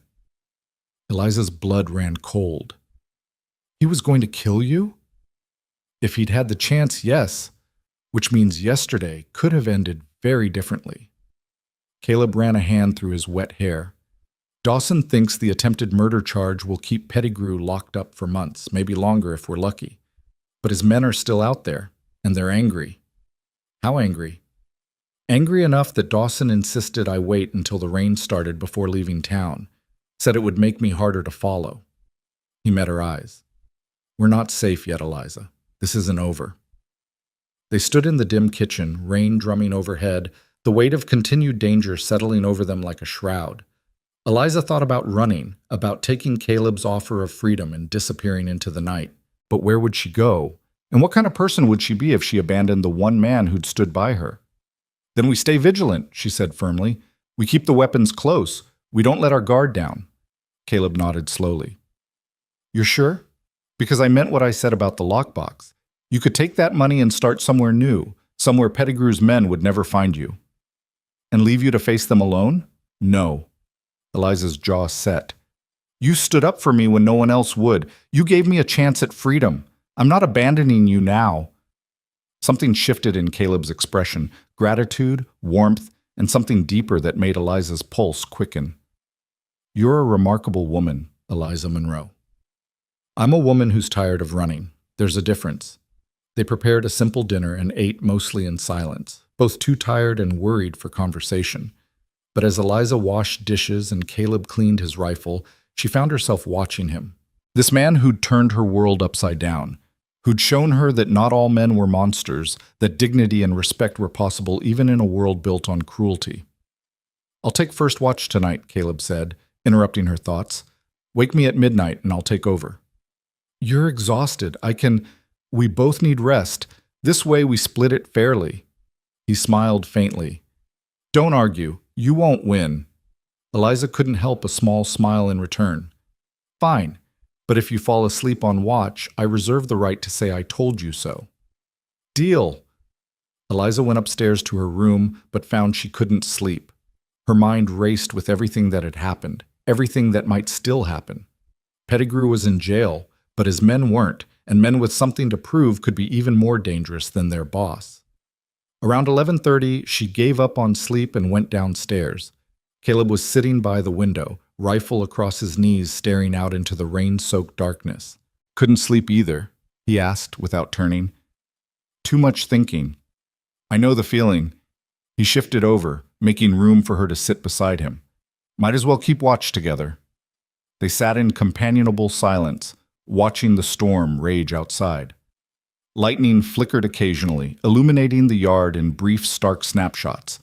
Each flash had Eliza tensing, expecting to see riders approaching, but the yard remained empty. Can I ask you something? Caleb said after a while. Of course. Yesterday, when you shot Pettigrew, how did you know to aim for his hand? That's an incredibly difficult shot, even for an experienced marksman. Eliza was quiet, remembering the moment. I didn't plan it. I saw him aiming at you, and I knew I had to stop him. But I also knew that if I killed him, it would change me into something I didn't want to be. So I aimed for where I could disable him without crossing that line. You succeeded. Remarkably well, I might add. It was luck. No. Caleb turned to look at her. It was skill and compassion working together. That's rare, Eliza, especially in situations like that. You would have done the same. Would I? I'm not sure. In the heat of the moment, with someone I cared about in danger, I might have chosen differently. The phrase, someone I cared about, hung in the air between them. Eliza felt her cheeks warm and was grateful for the darkness. I should go up and try to rest, she said, standing abruptly. You need relief by midnight. Eliza, Caleb caught her hand gently. Thank you. For staying, for fighting, for being brave when it mattered most. I'm not brave, I'm just... You are. His thumb brushed across her knuckles. You're one of the bravest people I've ever met. Don't diminish that. Eliza nodded, not trusting her voice. She withdrew her hand carefully and climbed the stairs, feeling Caleb's eyes on her back. In her room, she sat on the edge of the bed, her hand tingling where he'd touched it. Something was growing between them, something that went beyond gratitude or shared danger. Something that terrified her almost as much as Pettigrew's threats. Because falling in love with Caleb Holt would mean trusting completely, would mean believing she deserved happiness, would mean accepting that she was more than her history, more than the sum of what had been done to her. And that was the most frightening thing of all. The next 3 days passed in tense alertness. Caleb and Eliza worked the ranch together, never straying far from weapons or from each other. They saw no sign of Pettigrew's men, but that somehow made it worse. The waiting, the not knowing, it wore on both of them. On the fourth day, Marshal Dawson arrived with unexpected news. Pettigrew's men cleared out, he announced, accepting the coffee Eliza offered. The ones who weren't arrested packed up and rode south. Apparently their boss was too broke to pay them, and they weren't inclined to stick around for revenge on credit. They're gone? All of them? Caleb asked. Everyone I could track. Of course, that doesn't mean they won't come back eventually, but for now, you're clear. Eliza felt tension she hadn't known she was carrying drained from her shoulders. And Pettigrew? Trial's in 2 weeks. Between the attempted kidnapping and the testimony about planned murder, he's looking at serious prison time. Maybe 10 years, maybe more. Dawson's expression hardened. Man made a lot of enemies over the years. Folks are lining up to testify against him. Will Eliza have to testify? Caleb asked. Dawson looked at her thoughtfully. Probably. But if she does, it'll be under protection. I'll make sure of that. Eliza nodded slowly. The thought of facing Pettigrew in court, of speaking publicly about what he'd done, filled her with dread. But it also represented something important, justice. The chance to hold him accountable, not just for attacking the ranch, but for years of cruelty. I'll do it, she said firmly. Whatever you need me to say, I'll say it. Dawson smiled approvingly. Brave woman. Holt, you did good bringing her here. After the marshal left, Caleb and Eliza stood in the yard, absorbing the news. The immediate danger had passed. They could breathe again. It's really over, Eliza said wonderingly. This part, yes. But there's still the trial, and the freedom papers are still processing. Caleb looked at her seriously. Are you sure you want to testify? It won't be easy, facing him again. I'm sure. If my testimony helps put him away, helps stop him from hurting anyone else, it's worth it. Eliza met his eyes. I'm done being afraid, Caleb. Done letting men like him control my life through fear. Caleb's expression softened with something that might have been pride. Then we'll face it together. You won't be alone in that courtroom. Thank you. They stood there for a moment, the autumn sun warm on their faces, the ranch peaceful around them. For the first time since the auction, Eliza allowed herself to imagine a future, one where she was truly free, where she could choose her own path, where maybe, just maybe, happiness was possible. And standing beside her, steady and solid and impossibly kind, was the man who'd made that future imaginable. The man who'd bought her freedom but given her so much more. The man she was falling in love with, whether she was ready for it or not. The weeks leading up to the trial passed in a strange sort of limbo. With the immediate threat gone, life at the ranch settled into a rhythm that felt almost normal. Almost. Because beneath the surface of daily routines, feeding cattle, mending fences, harvesting the last of the garden vegetables before frost, ran an undercurrent of tension that had nothing to do with Pettigrew and everything to do with the growing awareness between Eliza and Caleb. They were careful with each other now, in ways they hadn't been before. Careful not to stand too close. Careful not to let their hands brush when passing tools or plates. Careful not to acknowledge the way their eyes met and held for just a moment too long across the dinner table. It was exhausting. One afternoon, about a week before the trial, Eliza was in the kitchen making preserves from the last of the apples when Caleb came in from the barn. He stopped in the doorway, watching her work with an expression she couldn't quite read. Smells good, he said finally. Should be ready by tonight. We'll have enough to last through winter. Eliza stirred the pot, focusing on the task to avoid looking at him. I was thinking I could make apple butter too, if there are enough left over. There are. The cellar's practically overflowing. He moved closer, and Eliza's pulse quickened despite herself. You've done amazing work with the garden and the preserving. I usually just eat salt pork and beans all winter. That's because you're terrible at planning ahead. Hey now. But he was smiling. I plan ahead. I just don't plan ahead for things like food variety.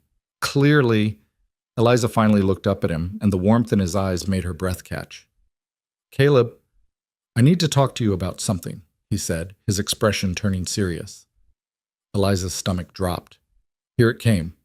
Whatever he'd been holding back, whatever was creating this tension between them, he was about to say it. All right. Caleb pulled out a chair and sat at the table, his hands clasped in front of him. The freedom papers came through. Marshall Dawson brought them by this morning while you were with the chickens. Eliza's hand stilled on the spoon. They're done? I'm free? Legally, yes. As of this morning, you're a free woman. No one owns you. No one can claim you as property. He pulled a folded document from his pocket and held it out. These are yours. Eliza's hands trembled as she took the papers, unfolding them with careful reverence. The legal language was dense and formal, but the meaning was clear. She was no longer enslaved. She was a person in the eyes of the law. I don't understand, she said, her voice barely above a whisper. It's only been 2 months. You said it would take much longer. Dawson pulled some strings, called in favors. He wanted to make sure you had legal protection before the trial, in case Pettigrew tried to claim you couldn't testify against your owner. Caleb's expression softened. You're really free, Eliza, completely free. The words should have brought joy, should have filled her with relief and triumph. Instead, Eliza felt a strange hollowness opening in her chest, because freedom meant choice, and choice meant deciding whether to stay or go. This is what you wanted, Caleb continued quietly. What you deserved. I'm happy for you. Thank you. Eliza folded the papers carefully, her mind racing. I need some air, excuse me. She fled to the porch, the autumn wind cool against her flushed face. Behind her, she heard Caleb stand but not follow, giving her space, as always, respecting her boundaries even when it must have confused him. Eliza stared out at the valley, at the ranch that had become more of a home than anywhere she'd ever lived. Free. She was actually free. She could leave right now, could walk away from this place and everyone in it, and no one could stop her. So why did the thought of leaving make her feel like she was tearing herself in half? Because you love him, you fool, she whispered to herself. The admission hung in the air, undeniable now that she had spoken it aloud. She loved Caleb Holt, loved his quiet strength, his unwavering kindness, his absolute refusal to treat her as anything less than human. Loved the way he made her coffee exactly how she liked it without asking. Loved how he listened when she spoke, really listened, like her words mattered. Loved the person she was becoming in his presence, stronger, braver, more herself than she'd ever been allowed to be. But love was terrifying. Love meant vulnerability. Love meant trusting someone with the power to destroy you. And Eliza had spent her entire life learning that trust was the most dangerous thing you could give. The door opened behind her, and Caleb stepped out. He didn't speak, just stood beside her, his presence solid and reassuring. I don't know what to do, Eliza said finally. About what? About this. About being free. About... She gestured helplessly at the ranch, at the space between them. Everything. Caleb was quiet for a moment. What do you want to do? I don't know. I've never had to think about what I wanted before. Survival didn't leave room for wants. Then start small. He turned to face her. Do you want to leave the ranch? The question was direct, unflinching. Eliza appreciated that about him. He never danced around difficult topics.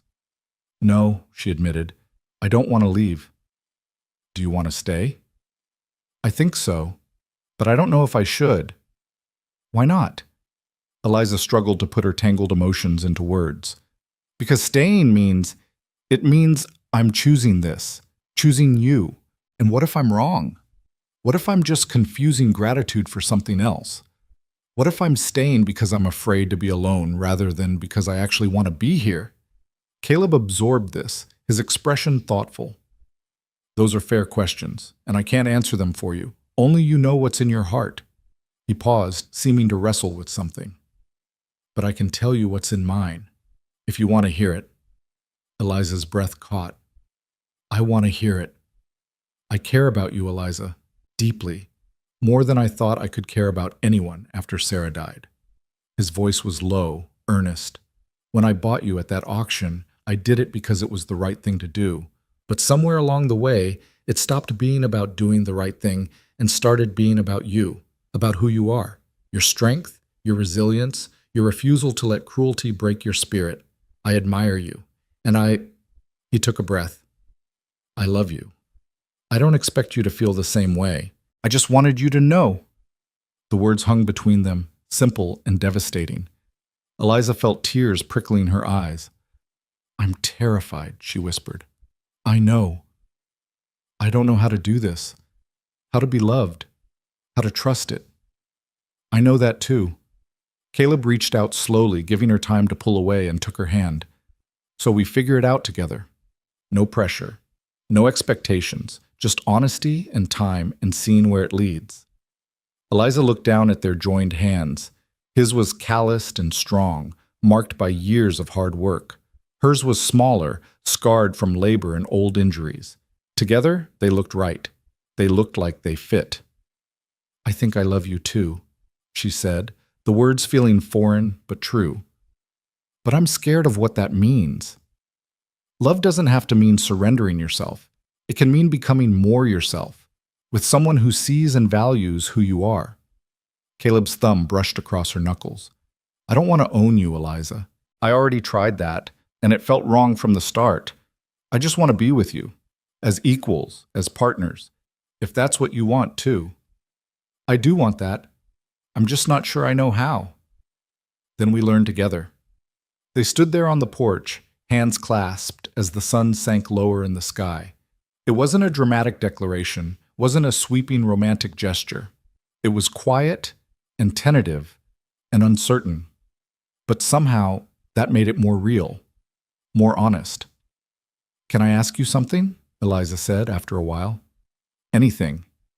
That day at the auction, when you bid on me, was there any part of you that hoped for this, that saw me and thought about more than just helping? Caleb considered this carefully. Honestly, no. I saw a woman in desperate need and I reacted. The feelings came later as I got to know you. If I'd bought you with romantic intentions, that would have been another kind of violation. But this, what's growing between us now, this is built on choice and mutual respect. That's the difference. Eliza nodded, understanding. I'm glad it happened this way, even though it's terrifying. The best things usually are. They went inside as the light faded, and Eliza finished the preserves while Caleb prepared dinner. The domestic routine felt different now, charged with new meaning. Every small interaction, passing a knife, brushing shoulders while reaching for spices, sharing smiles over minor mishaps, carried weight. After dinner, they sat by the fire, and for the first time, Eliza let herself lean against Caleb's shoulder. He stiffened in surprise, then relaxed, his arm coming around her carefully. Is this all right? He asked. Yes. Eliza closed her eyes, breathing in the scent of wood smoke and leather that meant safety. This is all right. They sat that way for a long time, watching flames dance in the hearth, neither speaking. Words weren't necessary.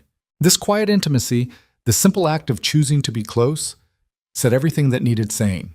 The trial came faster than Eliza was ready for. The morning dawned cold and gray, frost covering the ground in a crystalline blanket. Caleb helped her into the wagon, and they made the journey to town in tense silence. Eliza had dressed in her nicest outfit, a simple but well-made dress in deep green that she'd sewn herself, and pinned her hair up carefully. She wanted to look dignified, capable, like someone whose testimony mattered. The courthouse was packed. News of the trial had spread throughout the territory, drawing curious onlookers and those with grievances against Pettigrew. Marshal Dawson met them at the door. You ready for this?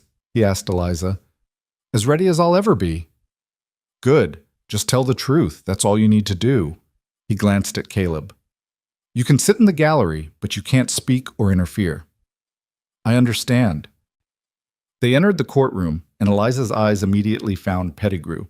He sat at the defendant's table, his injured hand bandaged, his face haggard.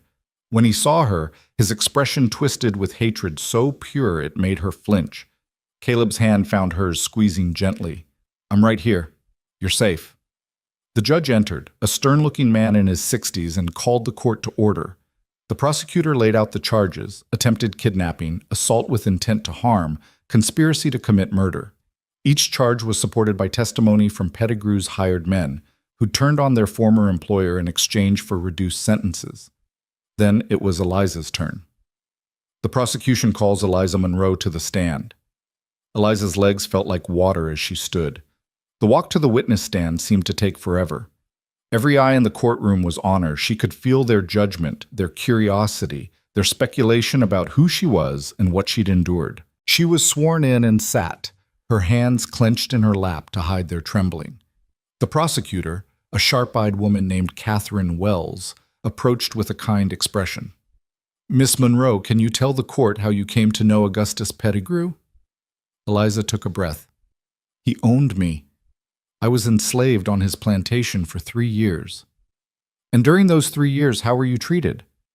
"I was worked from dawn to dusk in the fields, fed minimally, beaten for minor infractions." Eliza's voice remained steady, though each word cost her. "And I was—" she faltered. "Take your time," Wells said gently. "I was violated, repeatedly, by Mr. Pettigrew and others he allowed access to me." A murmur ran through the courtroom. The judge banged his gavel for silence. "And when you became pregnant," Wells continued, "what happened?" "Mr. Pettigrew decided I was more valuable sold than kept. He sent me to auction immediately after I gave birth." "How soon after?" "Hours. I delivered my daughter in a holding pen. They didn't even let me name her before selling her separately."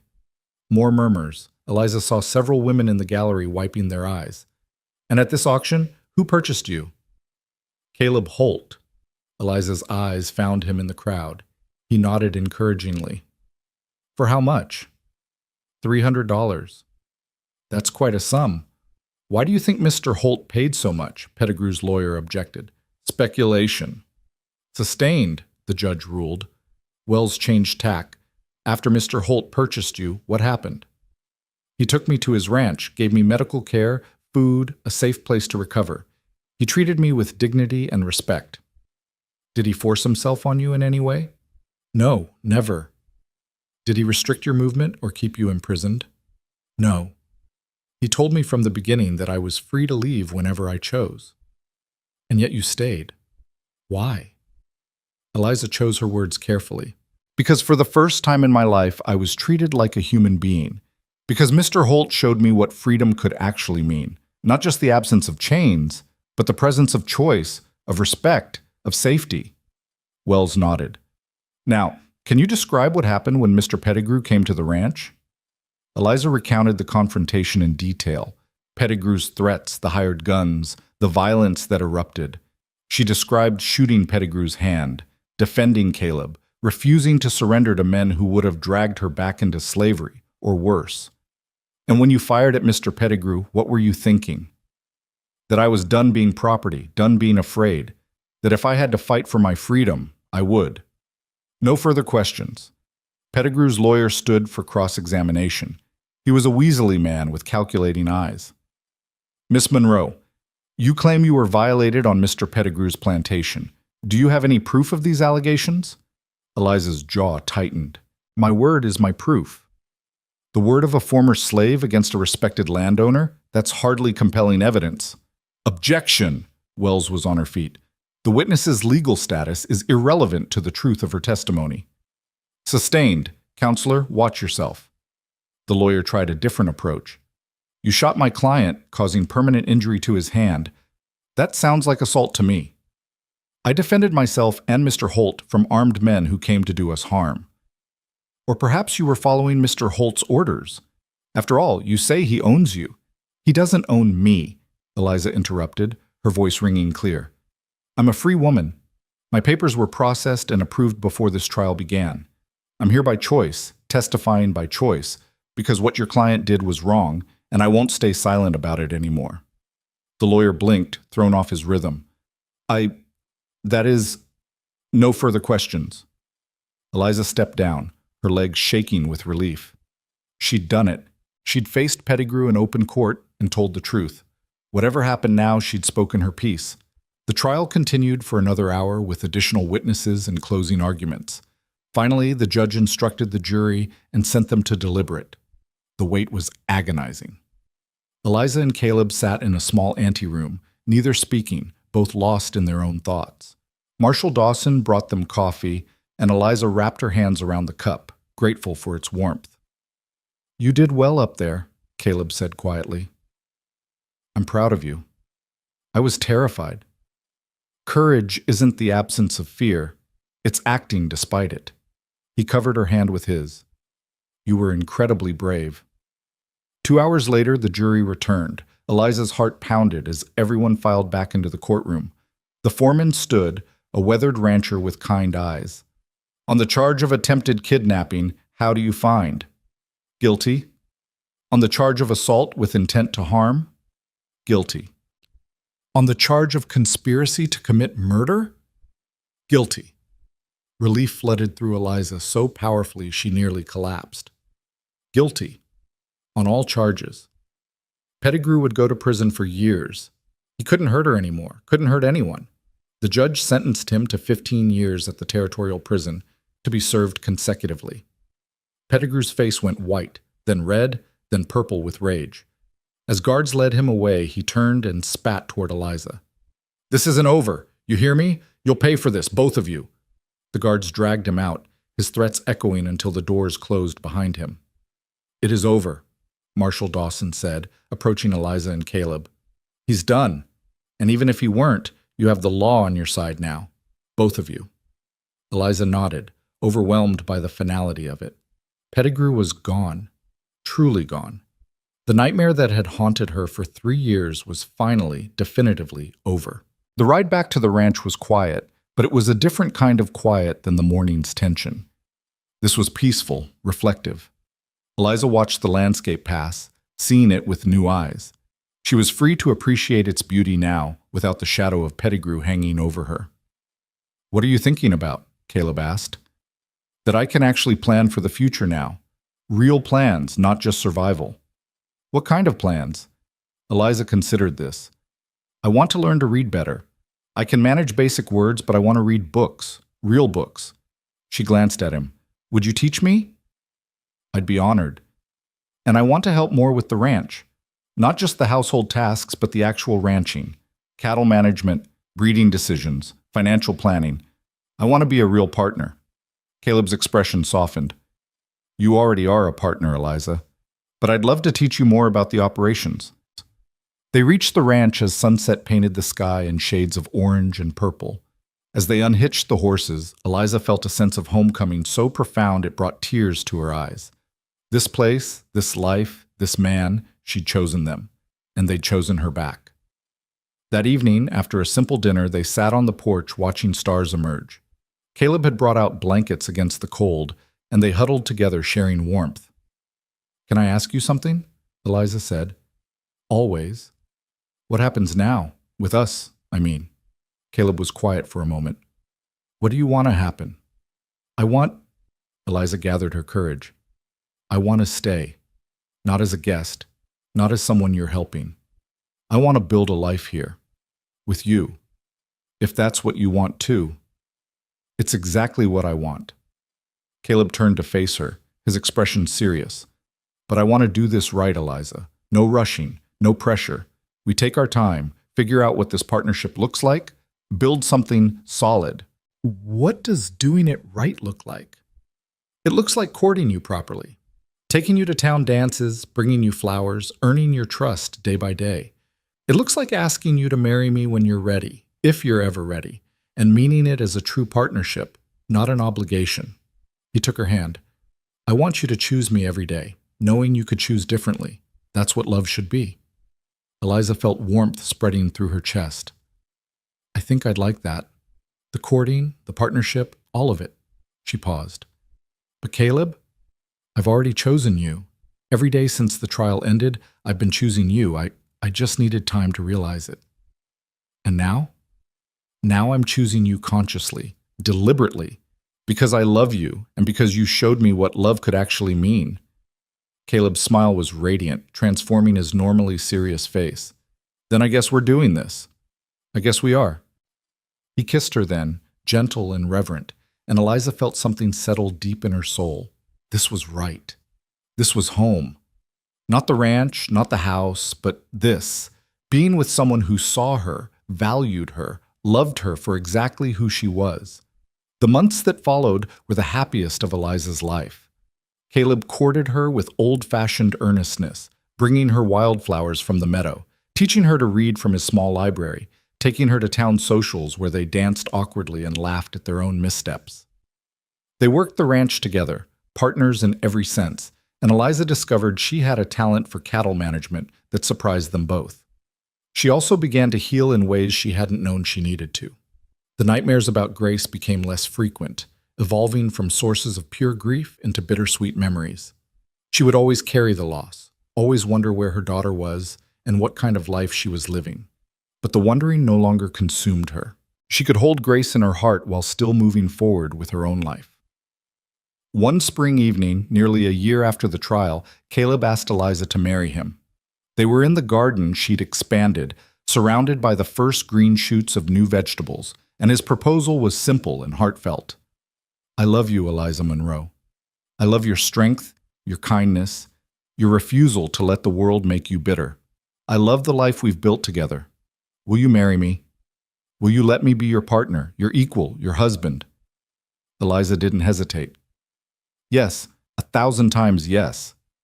They married in a simple ceremony in town with Marshall Dawson as a witness and half the town in attendance. Eliza wore a dress she'd made herself from blue calico, and Caleb wore his best suit, his eyes never leaving her face. As they exchanged vows, Eliza thought about the journey that had brought her here, from the auction platform to this moment, from property to person to partner, from despair to hope to love. I, Eliza Monroe, take you, Caleb Holt, to be my husband, she said clearly. I choose you, today and every day after. And in choosing him, she chose herself, chose freedom, chose life, chose everything she'd never been allowed to have and everything she'd almost stopped believing was possible. The past would always be part of her. The scars, the losses, the pain, they'd shaped who she was, but they didn't define who she would become. That was her choice to make now. And she chose joy, she chose partnership, she chose love, she chose the future, bright and open and entirely her own. The first year of marriage brought changes to the ranch that transformed it from a lonely bachelor's property into a true homestead. Eliza expanded the garden until it produced more vegetables than two people could eat, selling the surplus in town and building a modest savings account in her own name. Caleb taught her everything he knew about cattle breeding and ranch management, and she proved to have an instinct for it that impressed even the old-timers who initially dismissed her as just another wife playing at ranching. But it was the small moments that defined their life together. Morning coffee shared on the porch while watching sunrise paint the mountains. Evening conversations by the fire where they discussed everything from cattle prices to philosophy. The way Caleb's hand always found hers when they walked. The way Eliza's laughter, once so rare, now filled the house with warmth. 2 years into their marriage, on a cold November morning, Eliza woke feeling nauseated. She made it to the basin just in time, retching until her stomach was empty. Caleb appeared in the doorway, concern etched on his face. Are you all right? Should I fetch the doctor? Eliza wiped her mouth with a shaking hand, her mind racing. She'd felt this way before, knew exactly what it meant. No, I think I'm pregnant. The words hung in the air between them. Caleb's expression cycled through surprise, joy, and then immediate concern as he remembered what pregnancy had cost her before. Are you... He moved closer, kneeling beside her. How do you feel about that? Eliza took a shaky breath, examining her own emotions with the honesty she'd learned from him. Terrified. But also... hopeful? Is that strange? No, it's not strange at all.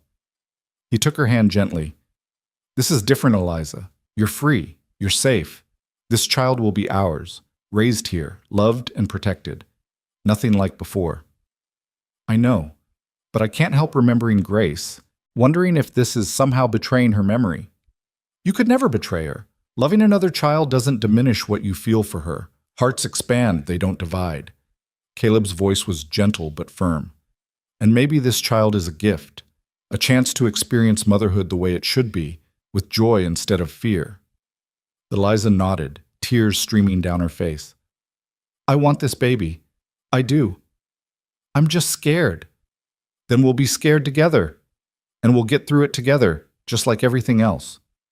The pregnancy progressed slowly through winter and into spring. Eliza's body remembered what to do, even as her mind wrestled with memories of Grace. Caleb was attentive without being overbearing, anticipating her needs, making sure she rested, bringing her tea when the morning sickness was bad. Dr. Harmon, a kindly woman who'd moved to town the previous year, examined Eliza regularly. "You're healthy and strong," she assured them. "Everything looks good. This baby should arrive right on schedule in early June." As Eliza's belly swelled with new life, she found herself talking to the baby, telling it about the ranch, about its father, about the life they were building. And sometimes, late at night when Caleb was asleep, she whispered about Grace, about the sister this child would never meet, but who would always be part of their family story. One afternoon in May, Eliza was hanging laundry when a wagon crested the ridge. She shaded her eyes, watching it approach with the wariness that never quite left her. Caleb emerged from the barn, his hand moving instinctively toward where his rifle leaned against the doorframe. But as the wagon drew closer, Eliza recognized the driver. Marshall Dawson. "Wasn't expecting you," Caleb called out as the wagon stopped. "Everything all right?" Dawson climbed down, his expression unreadable. "That depends. Can we talk inside?" They settled around the kitchen table, and Dawson accepted the coffee Eliza offered. He took a long drink, clearly gathering his thoughts. "I have news about Pettigrew," he said finally. Eliza's hand went instinctively to her belly. "What about him?" "He died 3 days ago. Prison fever took him." The words settled over the room like snow. Eliza waited for some reaction, relief, triumph, satisfaction, but all she felt was a strange emptiness. The man who'd caused her so much pain was gone, and his death meant nothing. He couldn't hurt her anymore, but he'd already lost the power to do that years ago when she'd fought back. "How do you feel?" Caleb asked quietly. "I don't know. I thought I'd feel more." Eliza looked at Dawson. "Is that strange?" "No. Revenge and closure aren't the same thing. You already had your closure when you testified. His death is just an ending." Dawson shifted uncomfortably. "But there's more." When they went through his effects, they found records, sales records, including the one for your daughter. Eliza's breath caught. "Grace?" "The couple who bought her were named Morrison, Jonathan and Emma Morrison, heading east to Ohio. They had no children of their own, wanted to raise her as theirs." Dawson pulled out a worn piece of paper. "This was in Pettigrew's files, an address in Cincinnati." Eliza's hands trembled as she took the paper. An address. After 4 years of wondering, of hoping, of grieving, she had an actual lead. Grace could be alive, could be living at this address, could be a little girl now, walking and talking, and "It's 4 years old," Caleb said gently, reading the paper over her shoulder.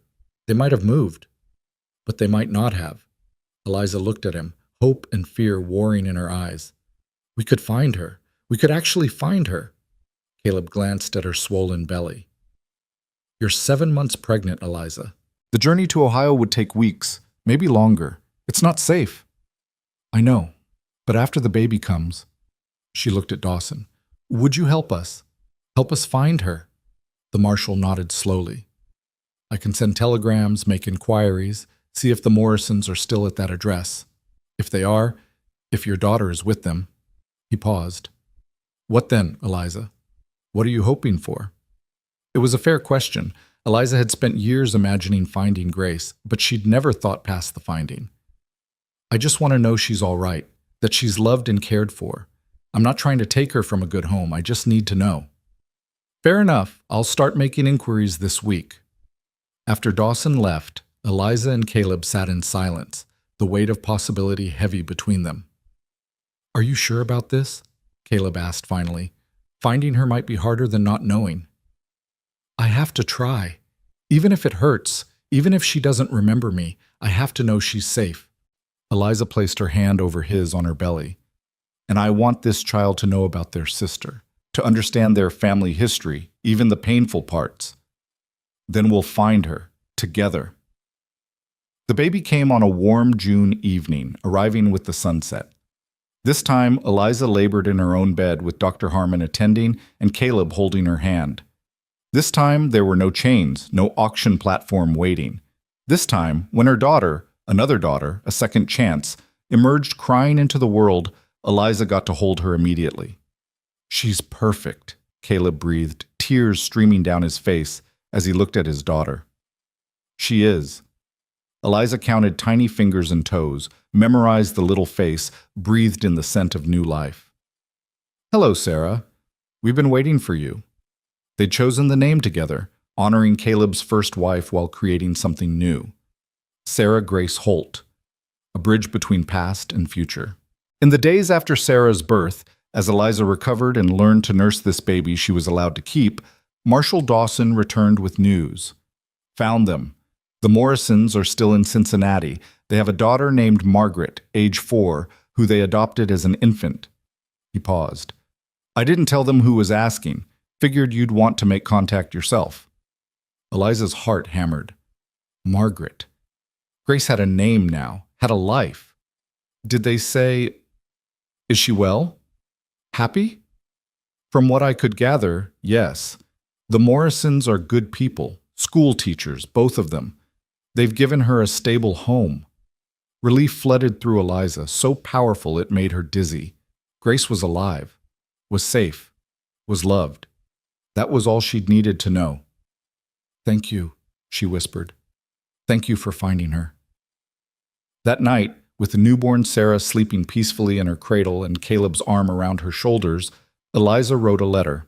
It took hours to compose, finding the right words to explain who she was and what she wanted. "Dear Mr. and Mrs. Morrison," she wrote, "I am the birth mother of the child you know as Margaret. I have no wish to disrupt your family or claim any parental rights. I simply wanted you to know that she came from love, even if circumstances were tragic. I hope she is happy and healthy. I hope she knows she is cherished. If you feel it appropriate when she is older, please tell her that her birth mother named her Grace, and that not a day has passed without me thinking of her. I am remarried now, with a family of my own, but she will always hold a piece of my heart. I wish you all every happiness. With gratitude, Eliza Monroe Holt." She sent the letter through Dawson, not expecting a response, but 2 months later, one came. "Dear Mrs. Holt," Emma Morrison wrote, "your letter moved us deeply. Margaret is indeed happy and healthy. She is bright and curious, loving and kind. We have told her she is adopted, and when she is old enough to understand, we will share your letter with her. Please know that we are raising her with love and giving her every opportunity. She is learning to read already and loves stories about horses. Thank you for the gift of her life and for trusting us to raise her. We will make sure she knows she was wanted by both her birth mother and her adoptive parents. Should you ever wish to meet her when she is older, we would not oppose it, but we leave that decision to her when she is ready to make it. With respect and gratitude, Emma and Jonathan Morrison." Eliza read the letter through tears, then read it to Caleb, then folded it carefully and placed it in the lockbox where she kept her freedom papers and other precious documents. Grace, Margaret, was loved, was being educated, had a good life. That was more than Eliza had dared hope for. "Are you at peace with this?" Caleb asked, watching her cradle Sarah. "As much as I can be.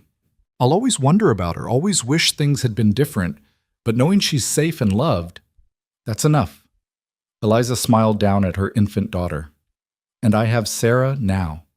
I get to be a mother the way I always wanted to be." The years unfolded like pages in a book. Sarah grew from infant to toddler to curious child, filling the ranch house with laughter and questions. Eliza and Caleb had 2 more children, a son they named Thomas after Caleb's first son, and another daughter they called Clara. The ranch prospered, expanding to include more cattle and eventually a small herd of horses that became Sarah's passion. Eliza became known in the community not just as Caleb Holt's wife, but as a force in her own right.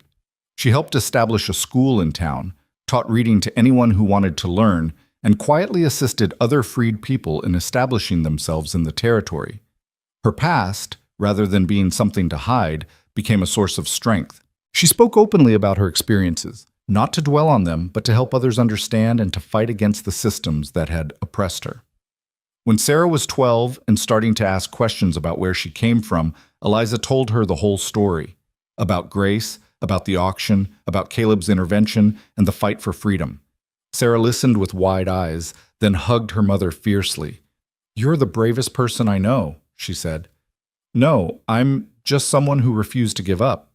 There's a difference." "I don't think so." One autumn afternoon, when Sarah was 15, a letter arrived from Ohio. Margaret Morrison, now nearly 20, had written to Eliza. "Dear Mrs. Holt, or should I say Mother? I'm not sure what to call you. My parents showed me your letters when I turned 18, and I've spent the past 2 years trying to decide if I wanted to make contact. I think I do.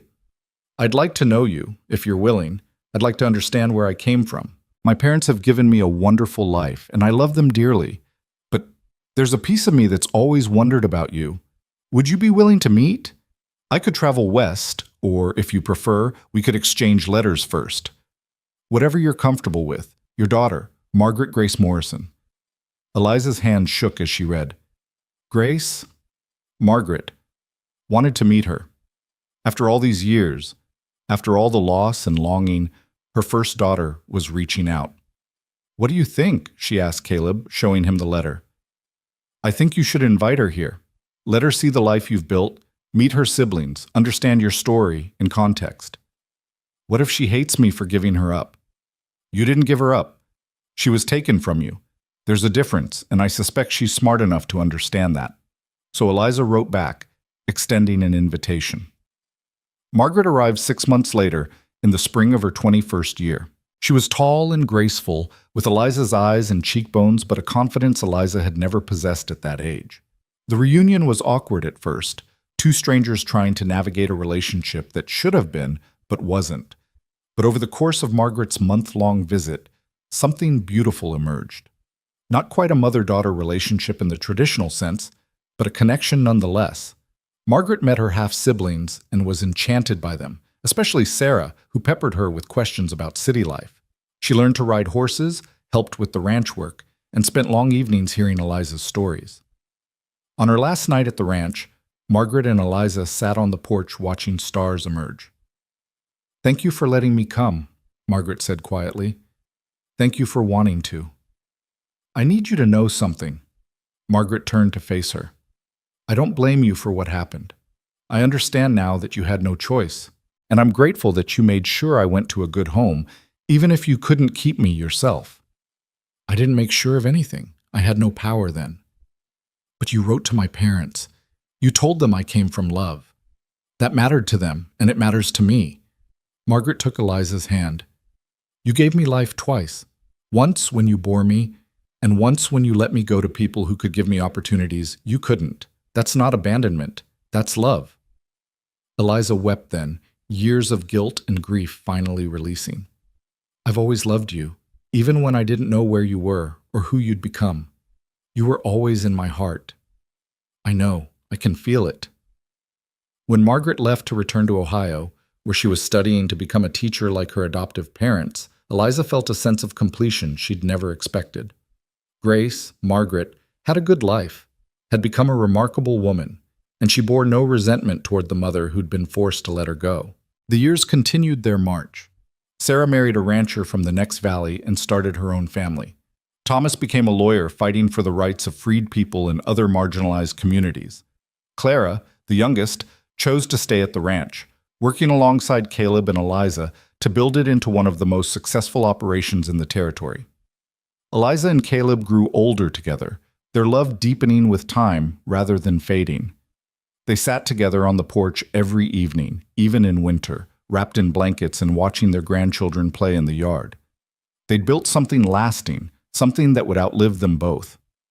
When Caleb was 72, a stroke took him suddenly. He died in his sleep, peacefully, in the bed he'd shared with Eliza for 45 years. The grief was crushing, even though Eliza had known it was coming. He'd been her anchor, her partner, her proof that goodness existed in the world. At his funeral, attended by what seemed like half the territory, Eliza stood and spoke about the man he'd been. "Caleb Holt saved my life," she said, her voice clear despite her tears. "But more than that, he taught me that I was worth saving. He showed me that strength isn't about domination, but about using your power to lift others up. He proved that love doesn't require ownership, that partnership is built on respect, and that freedom is meaningless without the support to exercise it. He was my husband, my friend, my teacher, and my home. And though he's gone, everything he built, this ranch, this family, this community, will carry on because of the foundation he laid. In the years after Caleb's death, Eliza continued to run the ranch with Clara's help. She was in her 70s now, her hair silver, her hands gnarled with arthritis, but her spirit as fierce as ever. She spent her mornings working with the horses, her afternoons with grandchildren, her evenings writing letters to Margaret and reading the books she'd learned to love. One morning, 30 years after Caleb's death, Eliza woke feeling tired in a way that went beyond physical exhaustion. She was 96 years old, had lived a life beyond anything she could have imagined on that rain-soaked auction platform. She'd been a slave, a mother, a wife, a rancher, a teacher, a grandmother, a friend. She'd loved and lost and loved again. She'd fought for her freedom and then spent the rest of her life helping others find theirs. Clara found her that afternoon, sitting in Caleb's rocking chair on the porch, a peaceful smile on her face. She'd simply closed her eyes and slipped away, surrounded by the mountains she'd come to love and the land she'd helped build. The funeral was attended by 4 generations of family and countless community members whose lives Eliza had touched. Margaret came from Ohio, now a white-haired grandmother herself. Sarah's children and grandchildren filled the front rows. Thomas delivered the eulogy, his voice thick with emotion. "My mother was sold for $300, he said. That was her worth in the eyes of the law, in the eyes of men who saw her as property. But her true worth can't be measured in currency. It's measured in the lives she changed, the injustices she fought, the love she gave freely, and the legacy she leaves behind. She taught us that survival isn't enough, that we must live with dignity, with purpose, with love. She showed us that the past shapes us but doesn't define us, that freedom is something we must claim and then defend, and that family is built not just on blood, but on choice and commitment."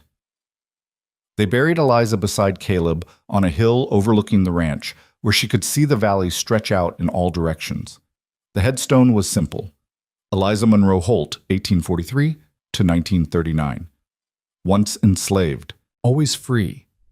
Beloved wife, mother, and fighter for justice. But Eliza's real legacy wasn't carved in stone. It lived in her children and grandchildren who carried forward her strength and compassion. It lived in the school she'd helped establish, still teaching children 70 years later. It lived in the ranch that bore her touch in every building and fence line. It lived in the stories people told about the woman who'd been bought and sold, but who'd refused to let that define her. Margaret stood at the grave long after the others had left, Clara beside her. "Did you know her well?" Clara asked gently. "Not as well as I would have liked, but well enough to understand what she gave me." Margaret touched the headstone. "She gave me life. And then she let me go because she loved me enough to want better for me than she could provide. That's the greatest gift a mother can give. She never stopped loving you or talking about you." "I know, just like she never stopped loving all of you." Margaret smiled through her tears. "She had the biggest heart of anyone I've ever known. Big enough to hold all of us, all our stories, all our pain and joy." As the sun set over the valley, painting the sky in shades of orange and purple, the 2 women stood together, bound by a mother who'd been torn from one and chosen by the other, united in their grief and their gratitude. Eliza Monroe had been born into slavery, had been bought and sold like livestock, had lost her first child and endured horrors that would have broken most people. But she'd survived. More than survived. She'd thrived. She'd built a life defined not by what had been done to her, but by what she'd chosen to become. She'd been property. She'd become a person. She'd transformed from survivor to mother to partner to pillar of her community. Her journey had started on an auction platform in chains, bleeding and broken, believing her spirit had finally died. It had ended on a porch overlooking land she'd helped build, surrounded by love she'd earned and given freely, having lived a life so full and rich that $300 seemed like the cruel joke it had always been. Because you can't measure a human life in currency. You measure it in love given and received, in battles fought and won, in children raised and communities strengthened, in moments of grace amid suffering, in the choice to keep living when giving up would be easier, in the legacy left behind when the final chapter closes. By those measures, Eliza Monroe Holt was priceless, and her story, a story of resilience, love, and the unbreakable human spirit, would echo through generations, reminding everyone who heard it that freedom is never given. It must be claimed, defended, and shared. That was Eliza's final gift to the world, the understanding that no matter how dark the beginning, we all have the power to write our own ending. And hers was beautiful,